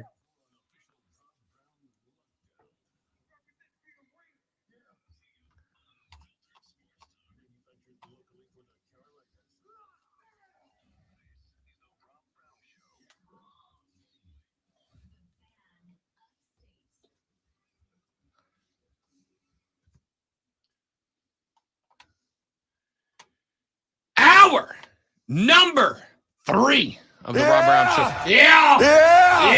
I didn't have sound last week, so I couldn't do the yas. Because you broke it. Yep. Couldn't do the yas. Couldn't drop any. Wait, I gotta click the button. Couldn't do the. That is not real. Last week, I got 2 separate emails from people on Tuesday afternoon after the show was over that were like, "Wait a minute, Rob, where were the That is not real." awards this week?" Even though he touted his capabilities of doing everything, like my job too, there's a level to it, and you just can't do everything. You can't.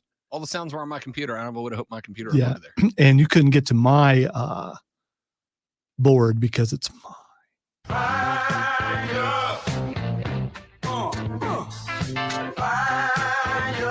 Oh, it's so good. So good. The Madre over the weekend came out to visit. Well, last weekend came out to visit. And she's like, "Hey, why do you keep playing that fire clip?"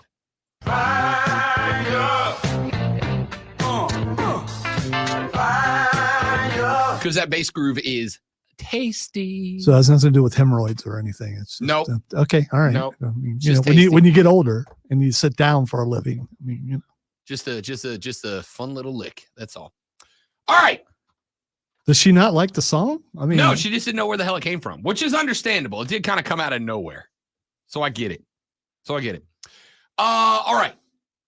We got a lot of stuff to get to, and I want to start with this. Obviously, the coaching carousel is fully in motion in the world of college football. We know Jimbo Fisher got the axe. We know Zach Arnett got the axe. We know a bunch of coaches have gotten the Terry Bowden has gotten the axe. wait, he was still coaching? He was. Wow. I didn't know that. He was still coaching until yesterday. Was it like a MAC team or something? Louisiana Monroe. Okay, so that level. Okay, Yeah. all right.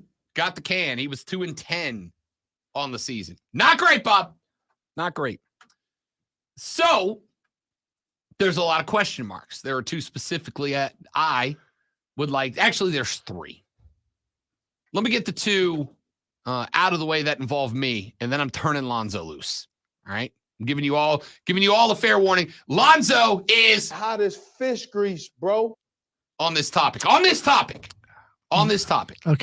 We're going to come to it in a minute. I'm going to start with this.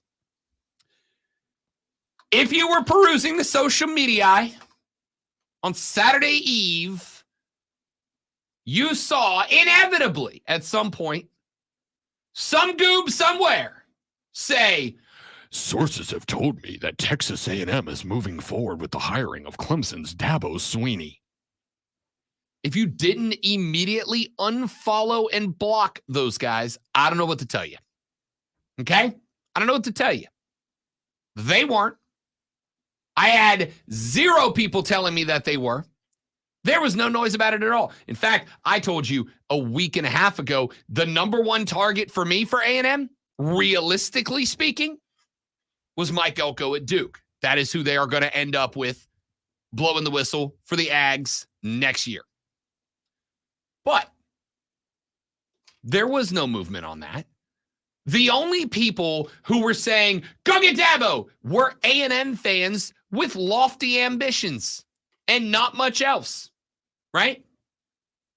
Somebody asked me on Twitter, they're like, Rob, why are you popping off? Because there was a guy that writes for the Houston Chronicle who dropped this, and they were, Rob, he wouldn't say that. He writes for the Houston Chronicle. He wouldn't just say that. I'm like, dude, our job is to get attention. Even if you are a columnist on the side as well as doing what I do, the job's to get attention.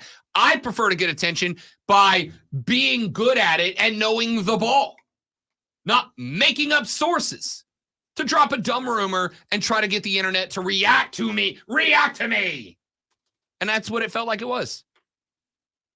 That wasn't a reality. It wasn't.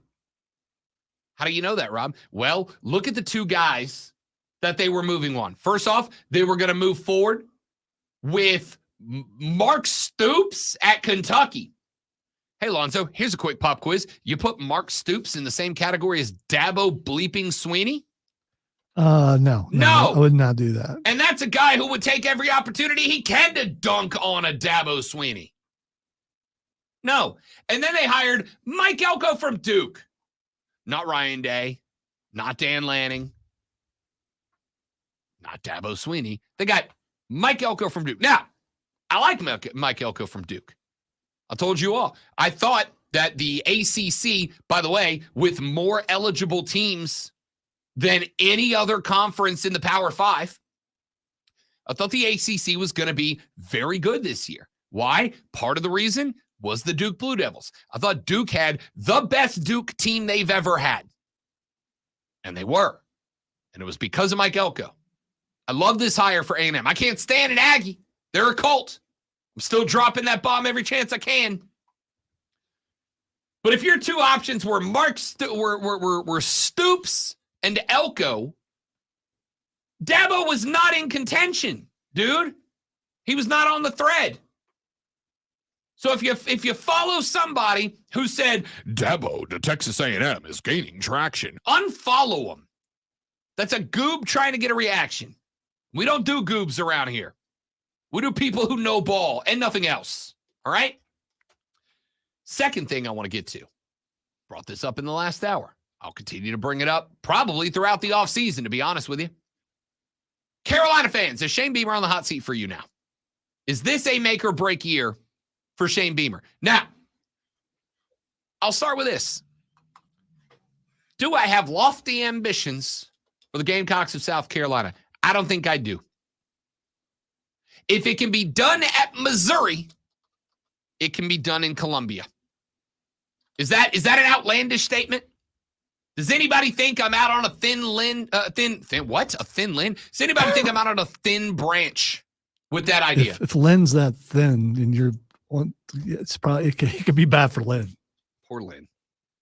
Am I out on a thin branch by saying if the Missouri Tigers are capable of reaching the heights they've reached this year, that South Carolina is as well? I don't think I am. Is it unrealistic for me to say that if the Louisville Cardinals can get to where they are right now, that the South Carolina Gamecocks can as well? I don't think I am.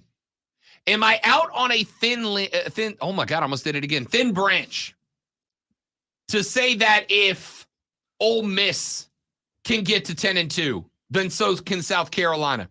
That if Arizona, well, Arizona might be just because of the destination that it is. It's not Arizona State. But if Louisville, if Iowa can get to 10-2 in the Big Ten, then I absolutely think South. If NC State can get to 9-3, 9-3 should be viewed as very realistic for the Gamecocks. Am I out on a thin branch with this thought? I don't think I am. So my question here for the Gamecocks is Shane Beamer on the hot seat? Is next year the make or break prove it year for Shane Beamer? Is that it? Has he reached the end of the goodwill and now it's football time? Because to me, the answer is an overwhelming yes. I like Shane. I want Shane to succeed. I am openly rooting for Shane Beamer. In my job, which requires Switzerland-like neutrality, I require Switzerland-like neutrality of myself. I am openly rooting for Shane Beamer. I like him. He seems like a good dude. We enjoy having him on the show. I'm a fan. So my question is, does next year become a make or break year for Shane Beamer? And the answer is yes, because as somebody who's been in this position before, Lonzo's in this position now, he understands. Liking or disliking a guy has exactly zip to do with whether or not you should keep them employed in your business. None. It'd be phenomenal if you could have a whole staff full of guys that you love and also give you the best possible production output. But if you've ever worked in a spot where you have personnel decisions to be made, you know that ain't how the ball bounces. Sometimes you got to let go of dudes that you really like because they ain't fit for the job. And sometimes you got to keep employed dudes that you want to fight in the parking lot because they kick ass at the job. All right. I just want to throw in a disclaimer here. This has nothing to do with me and him. He's just throwing out there. It's somebody else. So, I mean, you know. That's not true. Lonzo could get me fired. Because of the fighting earlier, I mean, yeah, I could say who's next. I mean, but I'm not doing that. So, I mean. If you'll ever see me tweet one morning, thank you for the opportunity to have a lovely time on the air in Greenville. Just know Lonzo got me canned. All right. That's not true. Although, I mean, it could be true, but you know, if it was, yeah, anyway. So, no, Rob's okay. So my question here is, that's not a vote of confidence, by the way. That kind of felt like it. No. Kind of felt like it. No. That's I mean, that's a little bit lower than that because I wouldn't go, he's my guy. I mean, that's a vote of confidence. I'm not going to do all that. That's so. Fair. So my question is for you Gamecock fans, and you can answer me 71307 on the text line. Start your text with Fan FAM.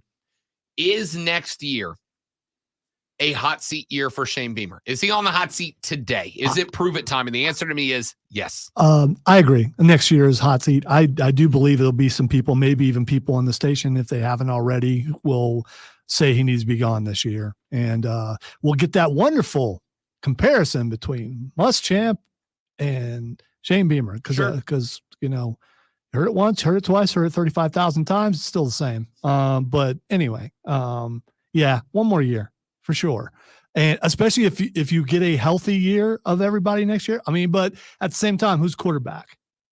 I mean, we kind of know who it probably will be. Oh, it's old Spectacles himself. It's Lenore Sellers. Lenore Sellers. Yeah. That's the dude. I mean, so, and this is like the next coming of whoever. I mean, Listen, dude's had limited PT, but the PT he got this year, he made it work. well, there's a reason why he isn't out there, and it's because of how good Spencer Rattler is, or maybe they believe they're going to be able to shore up that offensive line next year. And so you're saving that guy for that. And you know that you're going to be on the hot seat. We'll see what they get transfer portal wise as far as receivers and other things go. But the line, you fix the line, we'll see what happens. I mean, I don't know. Jeremy popped into the stream chat. He said, no hot seat for Shane. If we didn't spot Clemson 10, y'all lost 2 years in a row to a bad Carolina team. Big eyes emoji. Maybe y'all need to talk about Clemson. Oh, we did. And we're going to again, because Clemson didn't blow me away. They just did what they needed to do. They got turnovers. They ran it down your throat because they knew they were more physical than you on both sides of the line of scrimmage, and it worked. Clemson didn't blow me away. This isn't a game I'm coming in here waving an orange banner saying, how great are the Tigers? Jeremy, they didn't look great either. Jeremy, I've never thought we need to talk about Clemson, nor will I ever think that for any reason ever. But, you know. Here's all I'm going to throw out for you here. We are not a pick-a-side show. We're not a pick-a-side show. Alonzo occasionally has his moments. Listen, I have my biases. I have my biases, and I'm going to tell you, but I'm also going to shoot straight about the team. Now, fans are totally different, but how well a team plays and how well a player plays. And I would also argue here for you, Jeremy. Jeremy. Yeah, well, if you throw a Southern accent on there, Jeremy is fine. Listen up, yeah. Jeremy. Here's what else I will say about this. Spotting them 10 was kind of the problem. Now, it was. We can make the argument that the forward pass or not forward pass should not have been a scoop and score. In fact, I would even go so far as to agree with you. I did not think that it was a backwards pass. I thought it was a forward pass. It wasn't, but there's nothing you can do about it now. Nothing you can do about it now.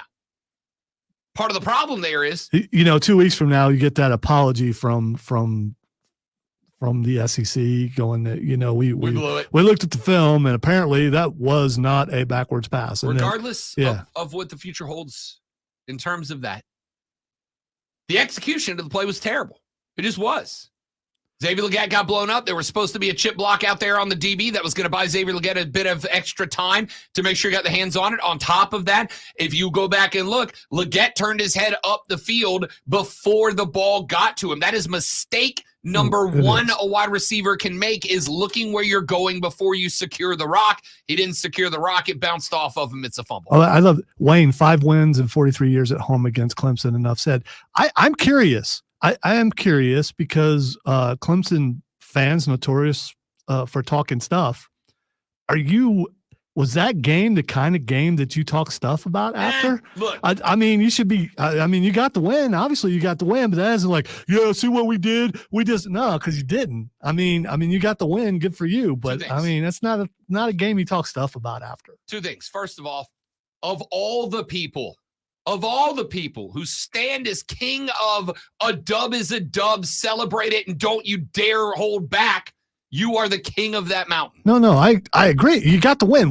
That's not what I'm saying. What I'm saying is you don't go in your face and all that kind of stuff. You got the win. Good. Second off, you do because it's a rival. I don't care if you beat them 3-2. What I'm saying is I'm not seeing it that much. I'm starting to see a little bit now, but I haven't seen it that much. Afterwards, they usually go nuts afterwards. See what we did? You guys suck. It's the worst thing. And I think a rational Clemson fan goes, man, we got lucky to get out of there with a win. Yeah, and you know what else? Though you still got Cade. So I mean, there's that. I'm sure that's positive. You don't have. That's right. So you should be happy about that too. DJ got his ass kicked this weekend. Yeah, by Oregon. Yeah. Right. Yeah. So. Let's just go with this. Clemson didn't blow me off the wall. They did the 2 things I said they needed to do. Win the turnover battle, number 1. It's not how you spell year, Roger. Go ahead. Number 2, run the ball down the throat of the Gamecock defense and win the line of scrimmage. They did that on both sides. You got to be disappointed, though, if you're a Clemson fan, seeing how well they ran, but they couldn't get it in the end zone. I mean, that's a problem. Well, I don't disagree. Yeah. I don't disagree. And- In fact, I and- got to give, as much as we've given flowers to the Clemson defense, I think you got to give some flowers to the South Carolina defense here as well. They did their job. We knew what it was going to be. Bend but don't break. Clemson's going to run and they're going to succeed. The question mark is, can you keep them out of the end zone when they do? And the answer is yes. Here's the reality that we have not talked about. If the South Carolina offense does its job, they win that game. Clemson had one touchdown. It was a turnover. If that comes off the board, and if South Carolina offensively can just get in the end zone one time, they win the game. All right. I think Jeremy on the stream has a good point. My point is this is Jeremy says, my point is even missing on some players in the portal on both lines of scrimmage, and 10 O-linemen hurt at the same time as your best wide receiver hurt all year. I would say Beamer got the most out of this team. I think that's the question. Disagree. Did Beamer get the most out of the team with all the injuries and everything he had? Is this the best that he could do with what he had? I'm not going to say it's not. I am going to say this. All of what happened falls under him. All of that. All of what happened falls under him. The consequences of the season, no matter what they were, good, bad, ugly, and different, directly or indirectly, they are all connected to him. That is why I've said I would not be shocked to see changes in the strength and development program. I would not be shocked to see changes in the training department, right? Because I think, and here's ultimately what I'm driving at, and then we got to move on because I want to talk Ryan Day coming up next. To me, what I'm looking at here is a spot where Shane can't be friends anymore. It is wholesale change time. I would make a move at defensive coordinator. I am iffy on Dow Loggins right now. I don't know if I don't think they underperformed enough where I would make a change. Yeah, because we don't know. We don't know. Because of all the injuries, we don't know. Much like I can't evaluate BY because of all of the problems around him, I can't evaluate Dow Loggins because all of the injuries and issues they dealt with on that side of the football. But what I can do if I'm Shane is make changes about all those things that led up to the nuance in the conversation that is required. And I think that's the spot that Shane finds himself in. Let's run to a break. When we come back in a minute, Ryan Day is the head coach of the Ohio State Buckeyes. At least he is today. He has now lost 3 in a row to Michigan. He is 1-3 against the Wolverines. He is 1-3 in the playoffs. He has lost between every other contest, every non-Michigan and non-playoff game. He has lost 1. He has lost 6 in games against Michigan and in the playoffs. Lonzo said, time to go. Rob Brown says that is absolute, entire, utter lunacy. And we will discuss that when we come back. I'm Rob, he's Lonzo, you're you, and you are listening to the Rob Brown radio program on the Fan Upstate. Smith and Japes. All right, guys, one more quick read, and we are right back. Don't go anywhere.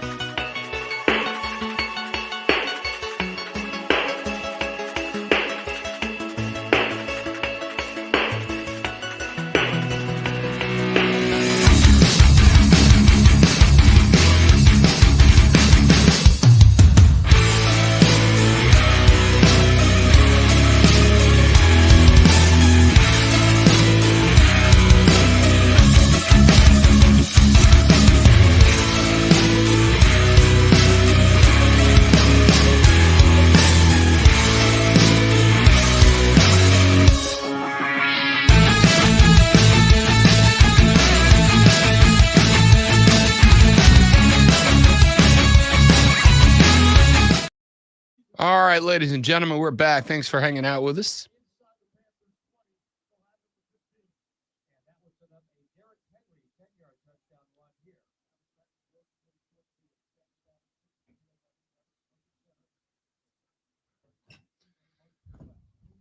Love to see some commenters having a conversation in the chat.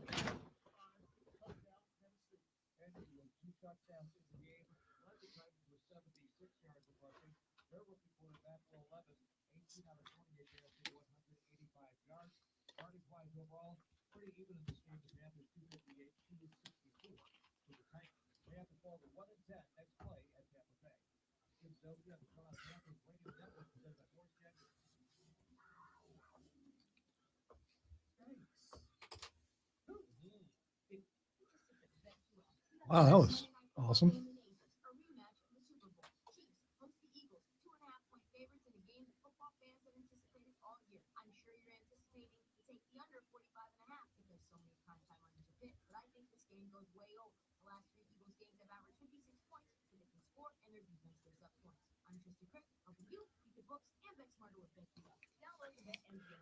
Ayatollah of rock and roll. I would never tell you how to feel, man. I would never. And I don't know who this Alonzo guy is. He sounds awesome, though.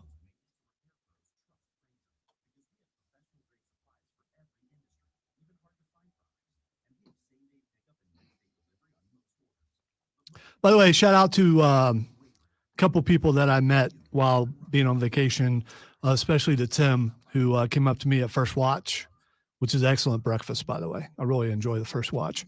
And approached the table, and I'm like, oh, no. I'm going to have to talk. Oh, no. But really nice. Listens to both shows. It was really cool. And Lisa did most of the talking. So, just like Cameron will judge. It's just, I bring people along. I'm like Aaron. No, Moses. Yeah. Moses needed Aaron to jump in there. It's all right, dude. I just, and then at Borderlands for the Black Friday sale, I walked around the corner and this lady, there's Lonzo. Like, yep, here I am. Then she said, I heard you talking about this place on the air and I had to bring them here. And I was like, it's awesome, isn't it? She's like, yes, they love it. I'm like,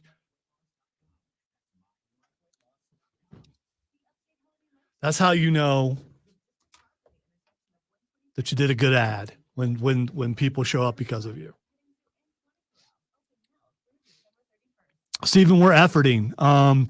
Here's the thing, as far as the muse goes, really it comes down to I can finish it anytime I want, but Rob has 37 jobs and I got to make sure I have people available to actually go out and play that thing live. And, I have everything ready like an hour from now if I needed to. But availability becomes a problem.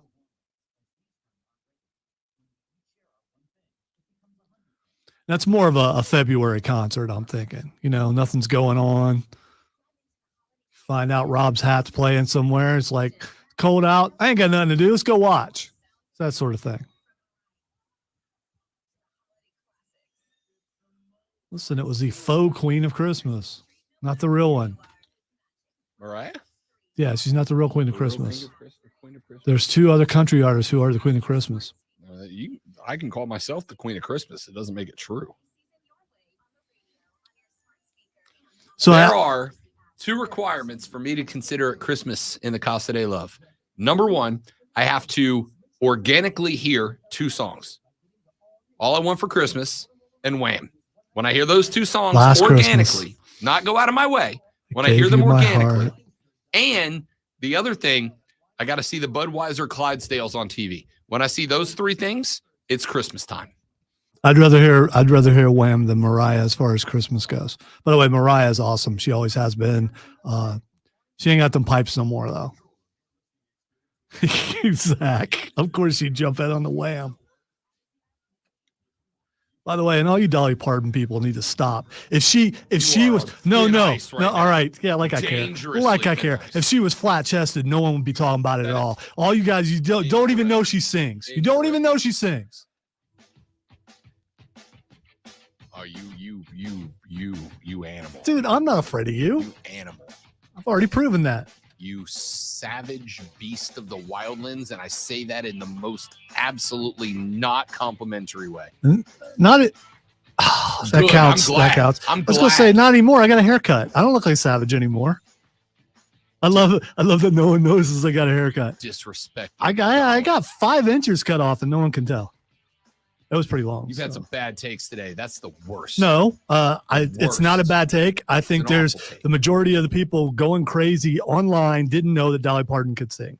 All they cared about is what she was wearing. Yeah, And that's that it. lady's like 77 years old. You guys are sick. Mhm. She can sing. And she had crossover hits like Right. Islands in the Stream, 9 to 5. She wrote I Will Always Love You that Whitney Mhm. Houston took to number 1. Mhm. She's a very good singer, a very good Mhm. songwriter. And all you guys care about is her bra size. Yes, that's it. We're all fawning over an 80-year-old woman's boobs. Absolutely not they the were. fact that she is Absolutely an they were. American Did you icon. look at the comments? Did you look at some of those comments? Come on. Yes, there's always going to be comments because people are terrible. Exactly. They are. But if you think Dolly gets attention only because she's well endowed, you're just wrong. You again. put a flat-chested woman in the same position, they're not going to fawn over her like they did. I thought this was 2024. I thought that kind of stuff didn't matter anymore. I guess I'm wrong. I guess I'm wrong. Nope, we're coming back to this later. All right, we're coming back to this later because I got to get this Ryan Day thing here. I got to have your opinion on this. But you're painfully inaccurate on that. We'll come back to it later. I'm even using my quiet voice. That's how frustrated I am with this. So Ryan Day loses to Michigan. He's again. wanting to get angry about something, but I'm not really saying anything that's wrong as far as that No, goes. you are. No, I'm not. You are. I need to get this Ryan Day thing. We teased it. And obviously, Lonzo, if there's one thing we can say about the show, we never tease a segment that we don't. Oh, immediately never. do. Never happens. Yeah. So Ryan Day is now 1-3 against Michigan, including losing 3 in a row. Ryan Day is also 1-3 in playoff games at this point as the captain of the ship, the USS Buckeye. He is, I believe, if I read it correctly last night, 56-1 in games that are not playoff games or against the Michigan Wolverines. But he is 1-3 against Michigan, 1-3 in playoff games. Yeah, I thought I'd read 1-5 altogether with that, but it's Michigan. Well, because I think he caught Michigan in a playoff game. Well, Michigan, that was a playoff game yeah. Saturday. I mean, come on. No, it was, but I'm in the actual playoffs. I think he caught him once, if I recall. And this is the last year any of this stuff's going to matter. But here's the thing. I went to Let's set up the conversation. I went to the X, and that's where I am right now, and, Yeah. and typed in "Fire Ryan Day," and there are some lovely comments. All right, so let's get to that. So Lonzo told me at the beginning of this season. No, it was a couple of years ago, actually. Well, you've been telling me Yeah. for a while, but at the beginning of the season, when we were doing our preseason projections, prognostications, predictions, Lonzo said to me, "Ain't no game matter except Buckeyes Wolverines." And I said, yeah, I mean, I think that's true. I don't think there's anybody in the Big Ten that is ready to compete with either one of those two teams. I think that was they a are the direct class of this quote, 'cause I conference. ain't gonna say ain't no, unless Well, I'm saying ain't nobody. Paraphrasing. Okay, all right. So, in paraphrasing, I said, yes, I agree. I don't think that there is a team in the Big Ten, not even Penn State, that is ready to compete. I do not think that Ohio State, Michigan is the only game available, however, because Ohio State does have a very game Notre Dame team on the schedule as well.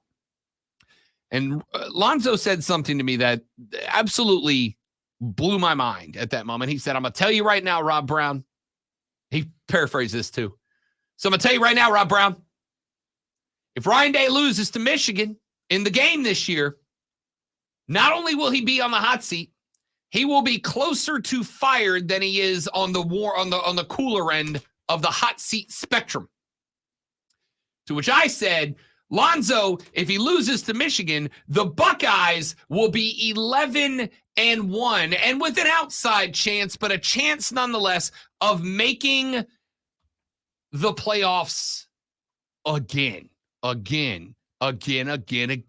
They've been 3 times. They could go number 4 this year. Even if they lose to Michigan, they are coming off of a season in which they went 11-1, made the playoffs. And if it wasn't for a kick that Lonzo has titled the worst kick in the history of college football. You agreed with me. It was pretty bad. Yes. Pretty bad. Terrible.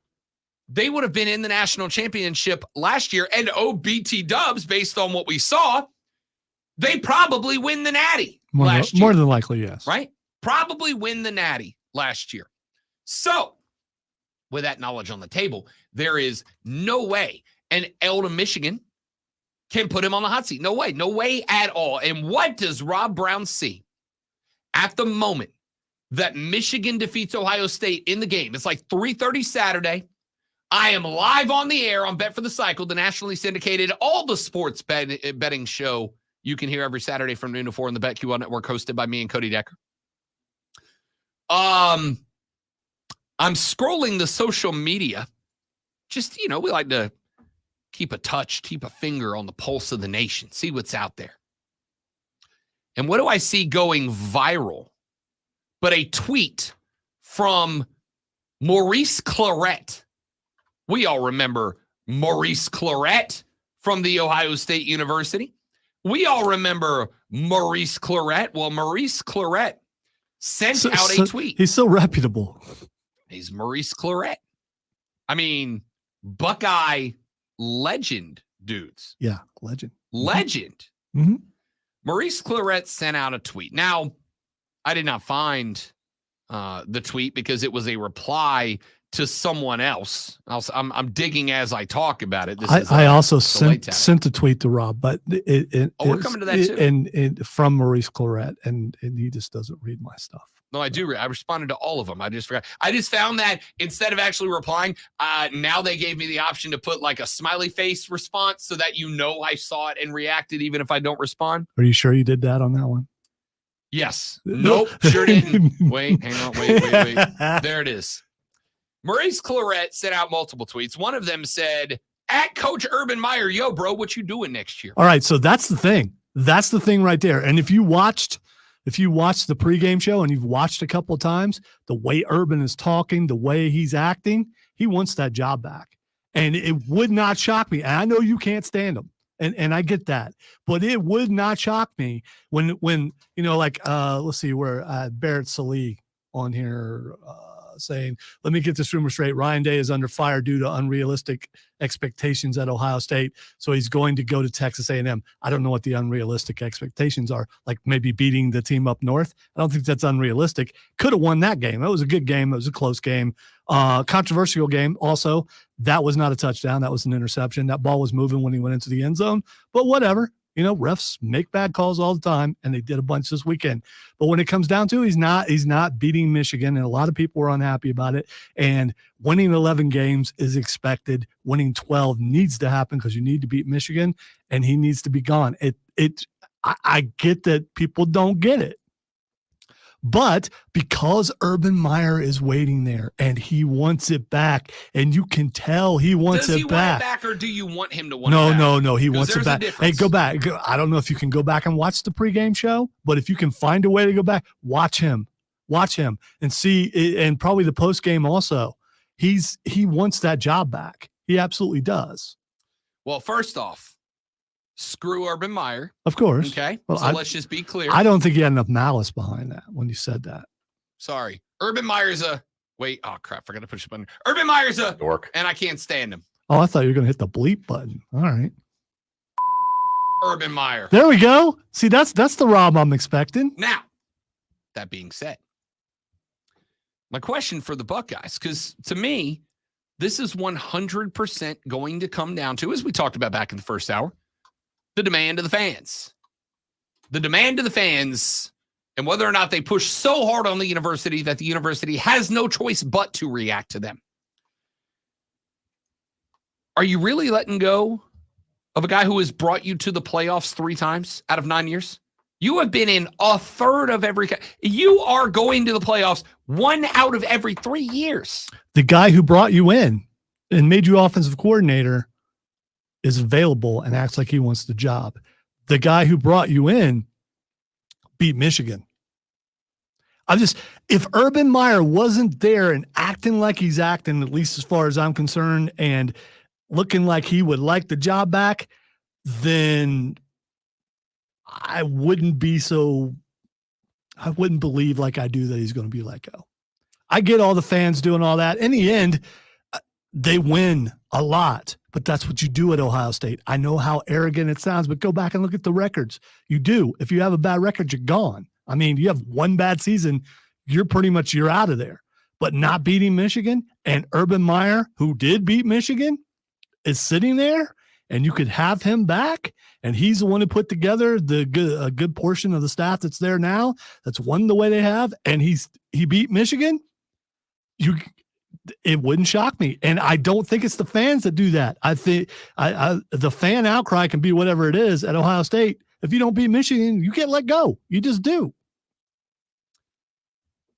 I get. So here's the problem. All right. Zach says, how long will Urban give them if he goes back? Doesn't matter. Hang on. All he's got to do is beat Michigan once. Let me address what you just said, because I think this is too important of a point to move on from. I am not saying I don't understand the thought process. I get why. I'm saying why is a bad reason, right? It is not that I don't understand. Oh, you don't beat Michigan, you don't coach here. No, I get what you're saying. I understand the thought process is beat Michigan or go work somewhere else. I get it. What I'm saying is, in the grand scheme of things, that is you telling me beating Michigan is more important than going to the playoffs. And so for most rivals, this is a spot here. I'll go classic radio here. Question of the day.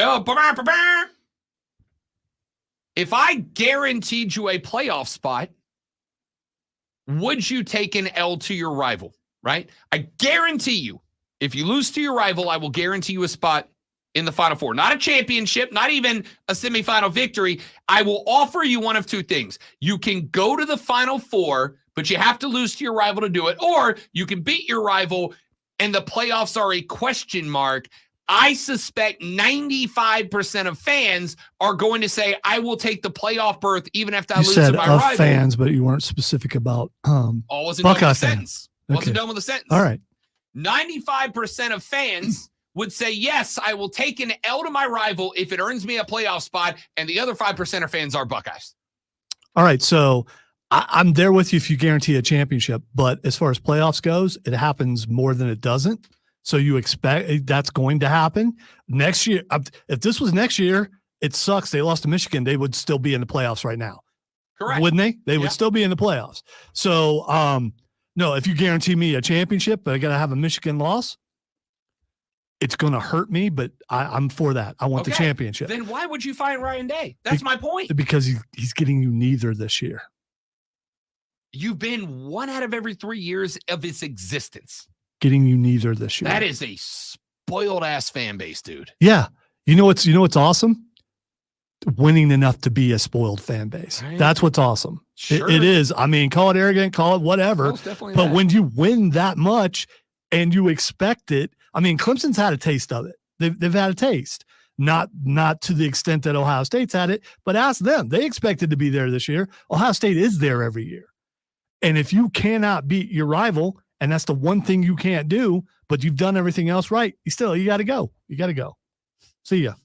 And we got to go because we got to guess. Show says Herb reaching for that job like it's a girl's backside at his bar. I don't recall actually seeing touching there, but maybe. There 100% was. Was there? Okay. Oh, yeah, I remember right. very clearly. Yeah. Okay. It's in the Herb hate catalog. John Blau of the Post and Courier joins us to talk Clemson ball next on the Rob Brown Show in the Fan Upstate.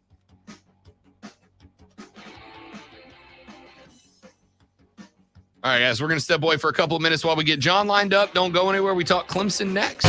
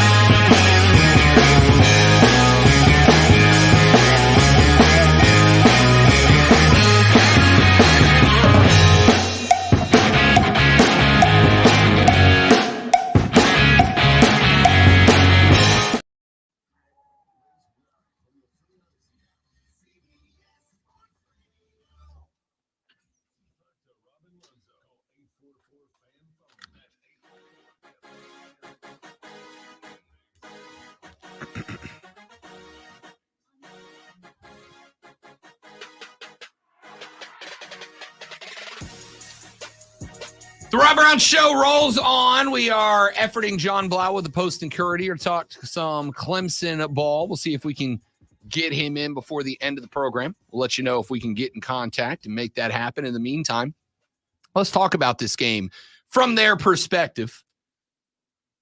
I will say this. Clemson checked all the boxes that they needed to check to win the game. They won the turnover battle 2-0. They did it immediately, which means they went in and they sucked the electricity out of that stadium. I mean, that stadium was hopping. Had a couple of buddies at the game were sending me videos because I asked them, I'm like, hey, all I need to know early in this game, because I'll be watching, all I need to know early in this game is, what's that stadium like? Do the fans show up and make it a stadium that it is impossible to win in? It is just the best home field advantage of rivalry Saturday. And I had 3 different people at that game, 2 Clemson fans, 1 Carolina fan, tell me this place is popping off. Now, we can have all the discussions in the world about whether it was classless or whatever. I don't care about any of that. I care about, was it an impossible stadium to win it? I had 2 Clemson fans and a Carolina fan tell me this stadium is unhinged right now. It is over the top. It is juiced. And that's great. But when your team turns the ball over, how many seconds? 56 times, or 46 seconds, they turn it over 2 times. That's going to kill the mood at any stadium. Okay? It just is. And it killed the vibe in that stadium, which means box number 1, kill the home field advantage, complete. Then it also clicked box number 2. Win the turnover battle. They were up 2-0 in the turnover department before the game freaking started.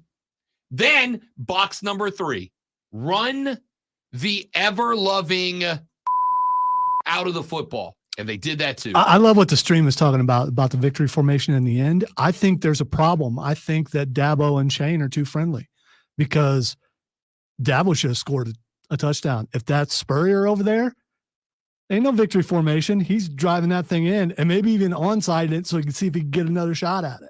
I think they're just maybe a little too friendly between the 2. I don't care. I don't think either one of them. Yeah, but you don't victory formation against your rival. You don't. Again, you score some more points. Listen, if that's your take, that's your take. I don't particularly care. All right. If you want to be classy about it, take the knee. How's that classy? It's your rival. You don't need to be classy against your rival. It's your rival. Okay. If you want to be classy about it, take the knee. If you want to flip them one last bird on the way out of the stadium, run the ball. I don't care either way, right? I don't care. It does not matter to me. Clemson fans should be angry with Dabo right now because he doesn't have the fire anymore. He doesn't have it anymore. If he did, back in the day when he was hungry, he would have scored another touchdown there. That's the reason why you guys aren't in the playoffs. No hunger. So, again, whatever you want to call it, chalk it up as, we can always go look for deeper meaning. I can sit here and go the exact opposite way. You don't want to run up the score, even if it's a close game. You don't want to run up the score with a needless touchdown late because guess what? You play them again next year. You got them at your house next year. Back in the day when Clemson was during their mini dynasty, there would have been like third stringers in there and they would have scored a touchdown. Maybe. Again, I don't care. I'll tell you this. I also said last year, barely good enough to beat a horrible South Carolina team. I will say what I said it's a W. At the end of last year, when at the end of the game, 31-30, South Carolina had a bunch of players run to midfield in Death Valley and plant the Gamecock flag at the 50. What was my response? I mean, cool. That's your decision. I support your right to go plant the field. You own that field that day. But don't think for a second they're not going to remember that. And what do? They ran it down your throat for 2:30, and they planted the flag at midfield on your field, and all your fans could do was sit there and watch them. Yeah, right? But if they really cared about it, they would have more than just a couple people planting the flag. The entire team would have went out there and planted it. They did. There were like 30 guys that planted the flag. I only saw a couple. Maybe I just didn't watch the entire video. There were like 30 guys who planted the flag. And again, I don't care about any of that. Plant it, don't plant it. Run up the score, don't run up the score. I don't care. Good for The you. only thing that I will say is keep in mind you play them again next year, and in rivalry Yeah, games, but you play them every year. In rivalry games, particularly, memories ain't short. All right, this ain't Ted Lasso. It ain't goldfish memories. They remember what you did last year. I promise you. The plan to plant the flag if the Clemson Tigers won was hatched the minute the Gamecocks did it last year. 100%. They were like, we're getting them next year and we're planting the flag in their house. Good for them. They won. I mean, but they should have scored a touchdown at the end. Dabo ain't got it anymore. All right. Sure. If Tyler were there, he would have ran for that touchdown. I'm glad you said that. You notice the tone when you think he's got me? I mean, when we had this conversation back in the first hour of the show, we talked about this back in the first hour of the show where I said, hey, if you're a Gamecock fan, you should be speaking out. You should be saying loudly in public forums to whoever you can get your voice in front of, we demand better. This ain't good enough. 5-7. I know there were injuries. I know we had some issues, but 5-7 ain't good enough. All right. Yes, I know that we're a middle of the SEC program. Fine. We don't want to be, it's not good enough. We're watching Mizzou have success. We're watching Ole Miss have success. We're watching, Kentucky was having success, but we're watching all these other teams in our same little area of the Southeastern Conference in terms of positioning within the conference. We're watching all these other teams have success, and we demand the same. And we go back 4 weeks to Tyler from Spartanburg, whether or not he was a plant. Lonzo thinks he is. I don't think he is. It doesn't matter. Professional radio caller. Whatever. Regardless of whether he was a plant or not. The reality is, plant or not, he was expressing the same opinions that Clemson fans, by and large, were expressing on this show, on Offsides, on every show that I listened to in the area. Well, definitely on that other show. And whether or not you liked the comments, him expressing the comments clearly kicked something into motion. That was you can use some sort of marker, but the last 4 games out of Clemson were a different 4 games than the first 8. And that was, coincidental or not, that was the moment that season changed for this football team. And that's exactly what I'm talking about when I say Gamecock fans, you need to be very loud that whether or not you support Beamer, whether or not you do, this season was good. It's just not good enough. All right, we really need to go to break. I just want to say one last thing. In all seriousness, what they figured out is to not put the ball in the game in Cade's hands, and they put it in the guys' hands. They needed to, their defense and the running game. They smartened up as a coaching staff and realized what they had to do to win games. I don't disagree with that either. By the way, if Ohio State wants Ryan Day gone, Brad Crawford of 24/7 is reporting Ryan Day's buyout is $50 million. Texas A&M money's around there. I've been downtown Columbus. They got cash. Let's take a break. We'll come back. We got the final hour. The last 60 is up next. I'm Rob. He's Lonzo. The Rob Brown Show rolls on. This is the Fan Upstate. All right, speaking of that Palmetto Bowl, it started with a controversial backwards pass by the Gamecocks that led to a Clemson touchdown and eventual victory for the Tigers, 16-7. Former President Donald Trump was in attendance to see the Tigers avenge last year's loss. Clemson heads to a lower bowl. South Carolina goes home. San Diego was outrushed by over 100 yards last night by the Baltimore Ravens in a 20-10 defeat. The Chargers managed just 86 yards on the ground while giving up 197. With the win, the Ravens moved to the top spot in the AFC. The Panthers continue to play subpar NFL football yesterday. 2 Derrick Henry touchdowns led to the Titans over a Carolina team that couldn't get out of its own way. Bryce Young finished the day 18 for 31 for 194 yards and needed a hug when the game was over. Carolina falls to 1-10 on the season and last in the division.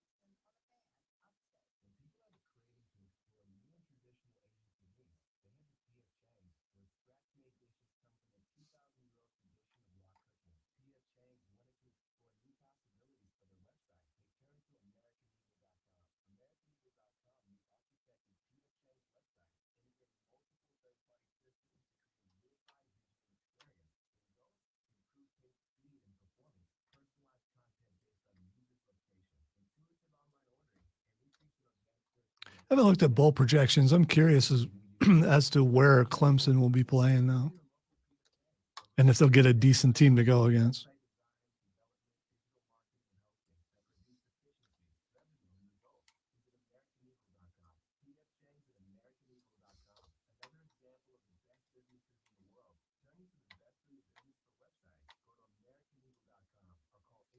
If we don't answer everything on the stream today, it's because you guys are going crazy. Not that there's anything wrong with that, but you guys are going crazy. So are you listening to yourself? Yeah, we're trying to figure out who won the Parlay v Parlay challenge. Ah, okay. If we lost, Deck has to get a no, if we lost. You're right. Wesley. Oh, that would be excellent if that happened. I was asking who I wonder who Clemson's playing in a bowl game. Clemson versus Oregon State. Be fun. Yeah.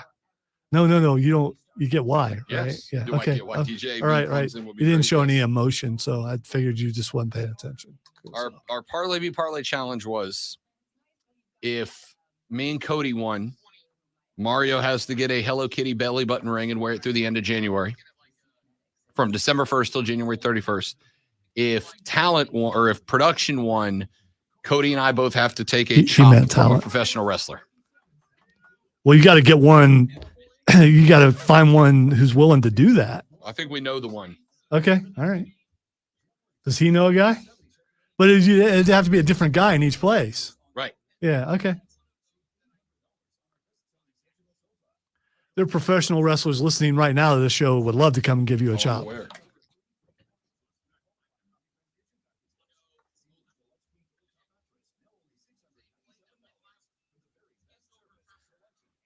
Man, I hope that happens because I want to see that. No, Joe. No. I could probably get Jeff Lewis Neal to come and do it. That's one of the two that are on the list. Yeah. Oh, we get Wesley. I mean, this is the fun stuff. I mean, you know. But again, you guys, there's so many comments. We're just not going to get to them today. And hopefully every day from now on will be like that.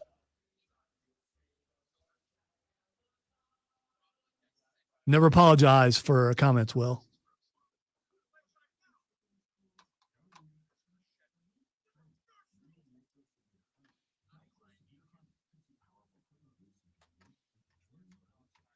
You need to ask Cody what he thought about the episode of Doctor Who for me, because I'm curious.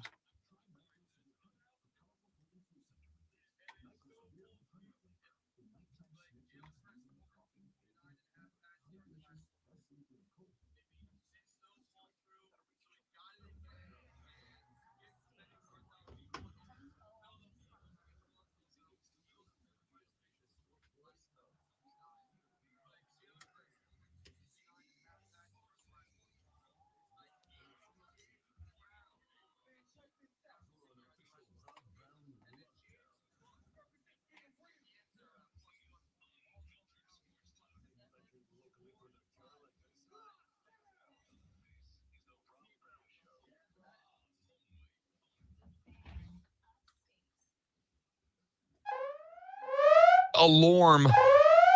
Why? Alarm. Why? Alarm. Why? And why are you making it louder? Alarm. I'm helping you out, giving you the Scott Hansen treatment. Alarm. All right, hang on. Let me go. I mean, I bet I can get through it. Alarm. I was watching NFL Red Zone yesterday with Scott Hansen, who I'm a big fan of. I think Scott does a. By the way, so was I. I was watching when it happened too. But I think he does a phenomenal job on Red Zone. I think that is not an easy job to do in this industry that we love so much. And I think it's not an easy job to do, especially in that format where you've got to be paying attention in both the early and afternoon windows to anywhere between 3 and 8 football contests, right? Like you've got to be watching all of them. You've got to know the context, the situations. Good. But by the way, I was nailing it. You were. This is a very good job. He's got to be watching anywhere from 3 to 8 contests at any given moment. And he's got to know what's going on in all of them, because the producer's going to pop in the ear and be like, "Hey, we're going to Denver next." See, you're selling him short. On occasion, he goes to the Octobox or the Octobox. Yeah, I mean, you know. Yeah. When you hit in the Octobox, that's a whole lot of spread out. I am 100% ADHD. Okay. Keeping track of multiple things of mine is something that I am very able to do, but it's also a bit of a curse because when I am keeping track of more than 2 or 3 things, if it's not one of those 2 or 3 things, it does not exist to me. Which means you can say anything to Rob. 100%. You could say anything. 100%. And Lonzo knows this better than anybody because when we go to break, Diesel and I may have a game. I'm just saying we might wouldn't be shocked. we might have a game. I wouldn't be shocked. When we go to break, for instance, I am monitoring multiple things. I'm looking at the text line, 71307, start the text with fan. I'm looking at the stream to make sure it's running properly. I'm looking at the stream comments to see who is participating with the show and if there's anything we need to address on break. I'm looking at the next segment we're going to do.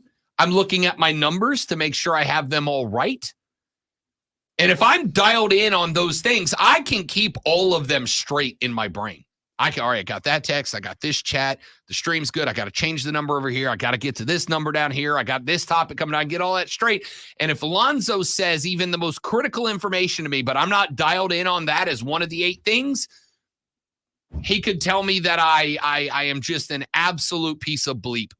And it would fly right past me. In one ear, out the other. So Hanson's already got a tough job. But if you were watching the end of NFL Red Zone yesterday, and I will tell you, the Red Zone is on in my house every Sunday, without fail. Every Sunday, it's on one of the 5 screens in the Bro Cave. And the sound is on. The way it works in the Casa de Love is, if the Saints are playing, they're on the big TV. If the Saints are not playing and the Panthers are on the big TV. If neither one of them is playing, the Red Zone goes on the big TV. All the other games are relegated to the small screens. But even if the Saints or Panthers are on, the Red Zone's on the next biggest available screen. I watch it every week. I'm a big fan, and Hanson does a good job. During the final 15 minutes plus of the NFL Red Zone last night, the alarm started going off in the background, including the little announcements. Fire, please make your way to the nearest available evacuation route. Fire, please make your way to the nearest available evacuation route. And what does Scotty Too Hottie Hanson do? He just rolls on with it. He's like, well, as you can hear, the fire alarm is going off in the background. I have been told that we have to clear our spaces and evacuate the building. Here's the best part. I was listening to this. I don't know if you could tell, Zoe. Scott Hanson was doing everything in his power to stay on that desk until the very last possible second and get back on it at the very first possible second. I heard some fear in his voice at first because he was trying. I mean, you know, when that goes off, I don't know what size building he's in, but we know if there's a fire in a certain size building, you don't know how you're getting out. I had that experience once when I first started working radio. I was working in one of the big buildings downtown, and the fire alarms went off when I was running a game. And I wasn't on the air. I was running a game. Walked out in the hallway, and there was smoke in the hallway. And what happened there is when there's smoke, the elevators shut down.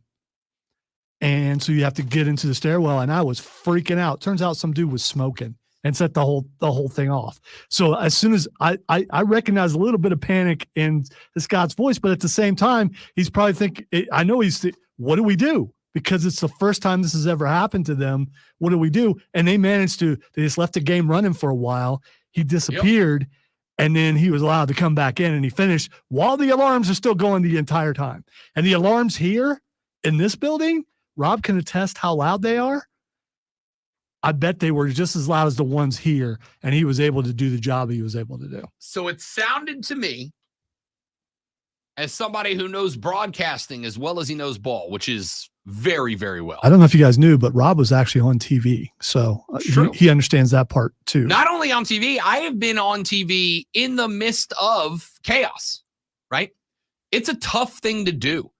to look into the camera and to power through when there are distractions going on. It's a tougher thing to do to look into the camera and power through your broadcast when there are distractions going on that can be a danger to you directly, right? Now, I'm assuming probably like 80% of time that the alarm goes off in a place of business, it's not a fire. Right? It's somebody pulled it or somebody smoking a cigarette where they're not supposed to be, or there's a malfunction. I was on the air in Destin, Florida a number of years ago. My radio station was inside of an outdoor strip mall kind of thing. And the fire alarm. I always want to do that. I think that would be kind of cool. It's not. Did you have the open glass where people could walk the by? Back of the building. Oh, that sucks. Yeah, and we were on the either second or third floor, second floor. We were on the second floor. So it's like you didn't even know we were there, right? Paid all this money to be in a shopping center, didn't even put your studio facing outwards towards the center where you could like act like a fool and get attention.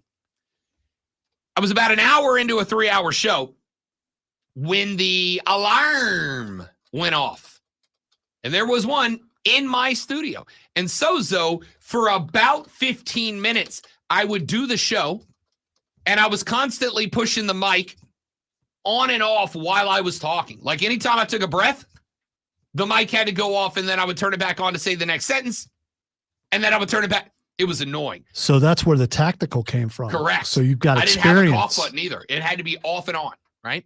And I stayed in there until quite literally a firefighter opened the door and was like, gotta go. Gotta get out, dude. I'm like, hey, is there an actual fire or is this just protocol? And he's like, we don't know yet, but you gotta go. It's not an option. So I had to get up. We had to go to network, and I had to get up and leave. Come back. Sky Hansen powered through that thing, and I could hear in his voice, he was like, I am not leaving this desk until a guy with an axe tells me to move. That's it. You know what this is? This is Sports Emmy. He just won a Sports Emmy by doing that. I mean, if there is a category for broadcast adversity, he's got to be a nominee. But there is now. Yeah. He's got to be a nominee at this point. Good on Scott Hansen. Speaking of the National Football League, you have two teams that now sit alone atop the throne in the AFC and the NFC. Over in the AFC, the roost is now ruled by the Baltimore Ravens, ladies and gentlemen. They get a 2010 win over the San Diego Superchargers last night. It moves the Ravens to 9-3. Now, they have the same number of losses as the Jags and the Chiefs, the Jags and the Finns and the Chiefs, but they have one more win. They have not had their bye yet. They are 9-3. The Dolphins are 8-3. The Jags are 8-3. The Chiefs are 8-3. They are the only 9-win team in the AFC. My question, is Baltimore ready to compete? Is Baltimore an AFC threat right now? And I will say, based on the fact that the Dolphins have one win over a team that is 500 or better, it is the Raiders. The Jags have been in some dogfights, and they are a shocking 8-3. And the Chiefs are not last year's Chiefs or the year before that Chiefs. They're still very good. But they're not the powerhouse anymore. They might have woke up yesterday. We'll see. If they did, it was late second half. It took them a while. They were down in a 14-point hold of the Raiders before they came back and curb stomped them in the second half. They look like last year's Chiefs in the second half. In the second half. So we'll see. I'm not disagreeing. In the second half. But I cannot put one half of football over 11 other games where they did not look that way. Was that an anomaly, or did they turn the corner last night? We're going to find out. I will say this. Either way, I got to absolutely think the Ravens are as much. I'll put it this way. They are as much a competitor in the AFC as the Dolphins and the Jaguars are. Okay. No, I agree with you there. The one thing that we've seen the Ravens have some hype before and play really well, and they get in the playoffs and they lose. So we'll see. You make it past that. Who knows? Maybe they get the first round bye. I don't know if that's good or bad for them, but maybe they get it since there's only one. Maybe they get that. Maybe they beat the next team. Maybe they're in the AFC Championship. We'll see. The Baltimore Ravens, become even more of a threat? It's easy to stand out this year because no one's really standing out. Yeah, it's parity this year. Did you hear the Tom Brady comments last week? Yeah. Okay. Unfortunately, I don't like him making sense. Alex Smith took a shot at him this weekend. He fired back. He was like, "Hey, didn't you win one in the modern era? Or we just do? Can I discredit that? Since you won it in the modern era, is it a soft word? Or am I calling Tom Brady?"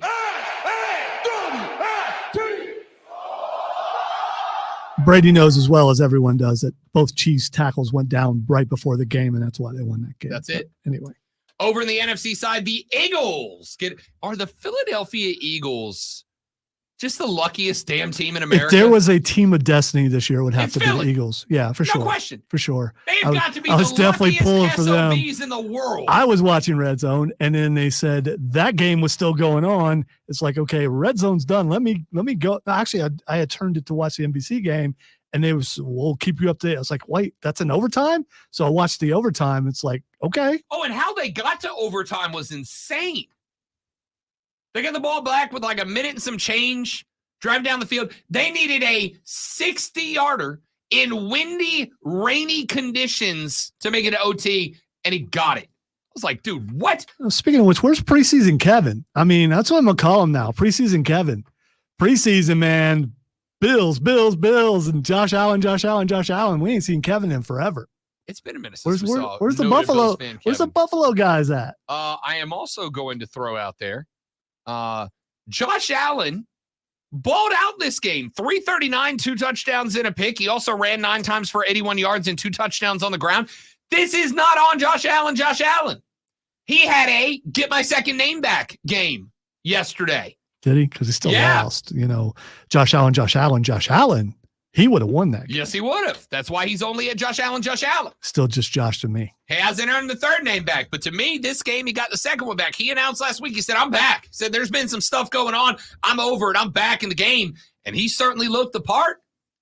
You've said I'm back so many times. Every time you do that, I hear Bischoff's theme song.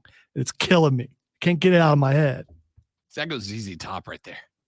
I'm back. I'm nationwide. All right. So the Ravens and the Eagles, I will say this.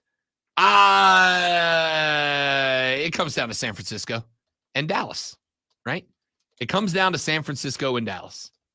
I'm still not sold on Dallas. I definitely am on San Francisco, but Dallas is starting to come into my point of view. I mean, I'm starting to see them, the car starting to come up to where I see them in my rear view a little.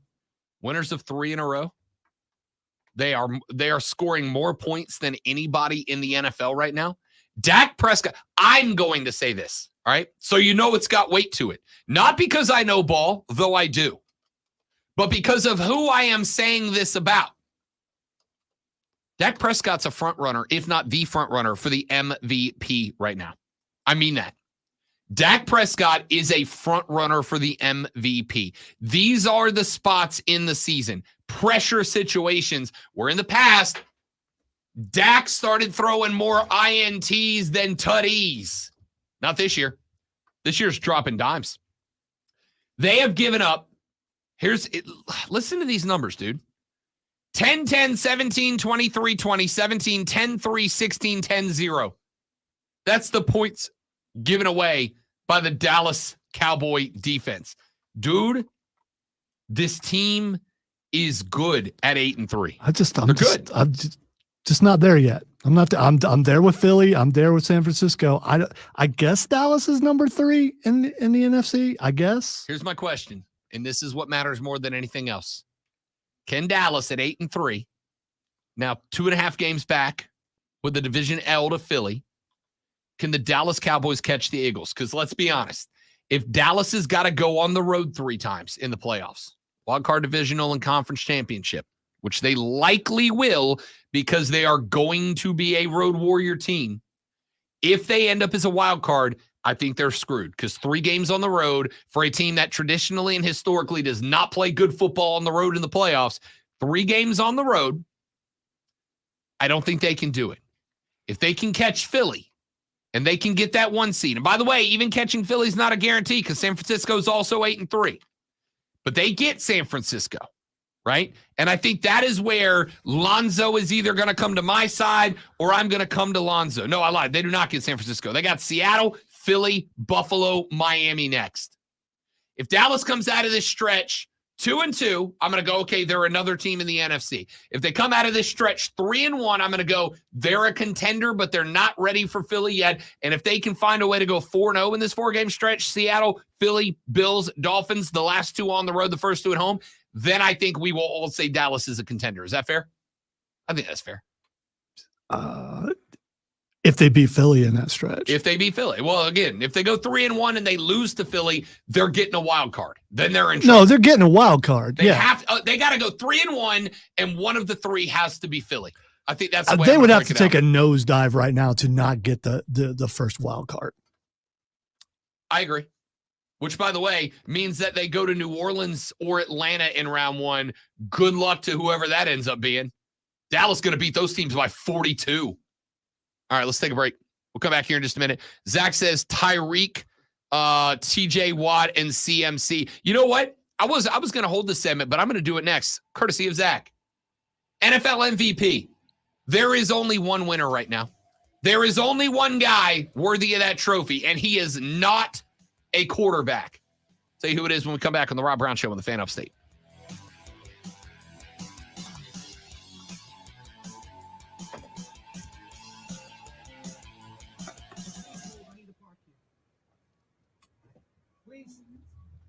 You're gonna hit my child? No, I want to park. Having too much fun. Give me a headache. That's my car. Yeah, dude, that car was at Costco the other day too.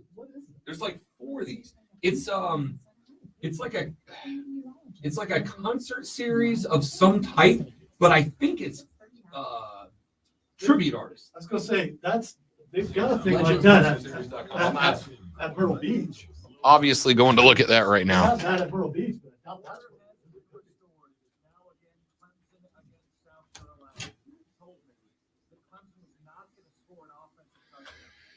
All right, guys, give me 45 seconds. I'll be right back. Not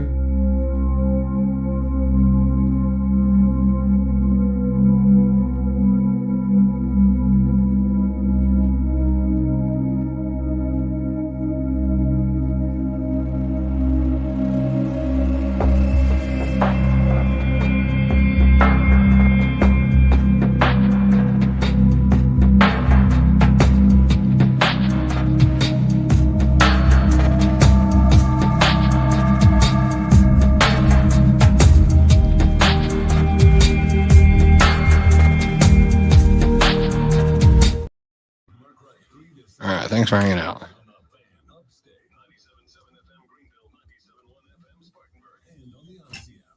Ingles Markets is proud to sponsor the Mark Ryan Sports Spin. From the playing fields to the stands to your own living room, Ingles Markets has everything you need to fuel your athlete and Missed the sports spin again. I don't know how that keeps happening. It is a cover concert series that they do to raise money for first responders. Oh, that's cool.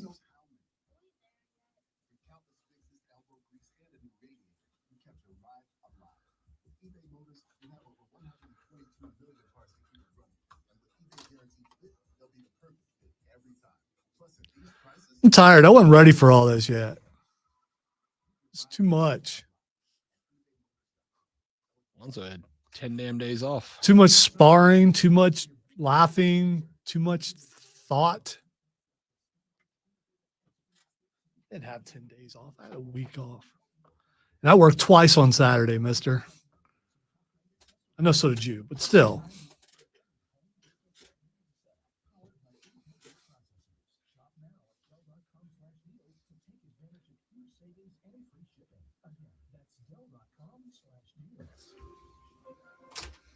How would you like to come home to a bartender who will fix you any cocktail you want? I'll have an old fashioned. I'll have a margarita. Now you can with the Bartesian home cocktail. Got up the Christmas tree, got up the village.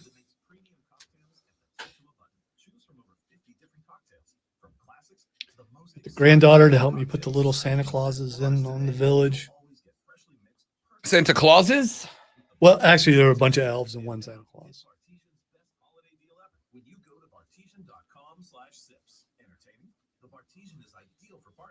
No need to stock all kinds of individual mixers for complicated recipes. And actually bought a Christmas gift a month before Christmas. This is so weird for me. I'm a terrible Christmas shopper. I'm absolutely the dude that will be out on Christmas Eve making poor retail workers work because I'll be like, I forgot so-and-so and so-and-so. Every year. Courtney, on the other hand, is almost done with hers. And I'm like, how? Well, I mean, I know how. I just don't want to. That part for us. So this year, there's some things that I wanted. I actually went to the website, took pictures of the website and what it was, and sent it to my wife. But, you know, all this stuff gets delivered to the house. I have to pick it up and bring it into the house without looking at the label because I don't want to know what it is. And if I see it's from this certain company, then I know it's either for me or for Cameron.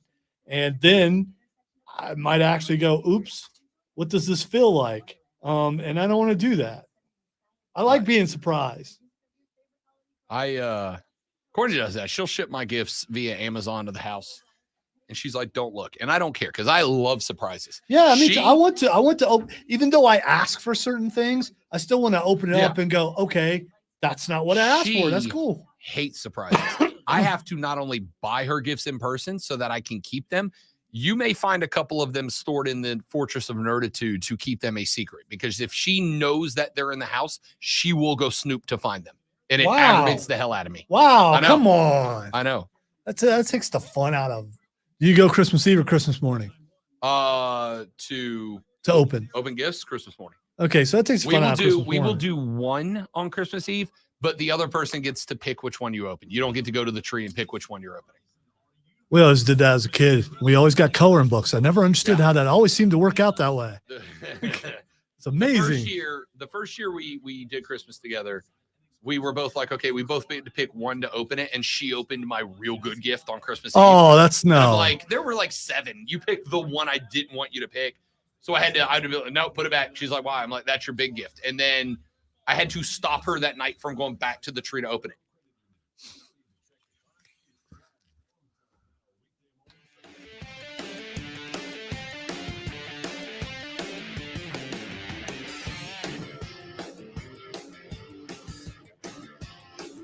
The Rob Brown Show continues. It is the Fan Upstate. I am Rob Brown. He is the great one, Lonzo. We are ever so glad to be with you on a Monday morning. We got to do a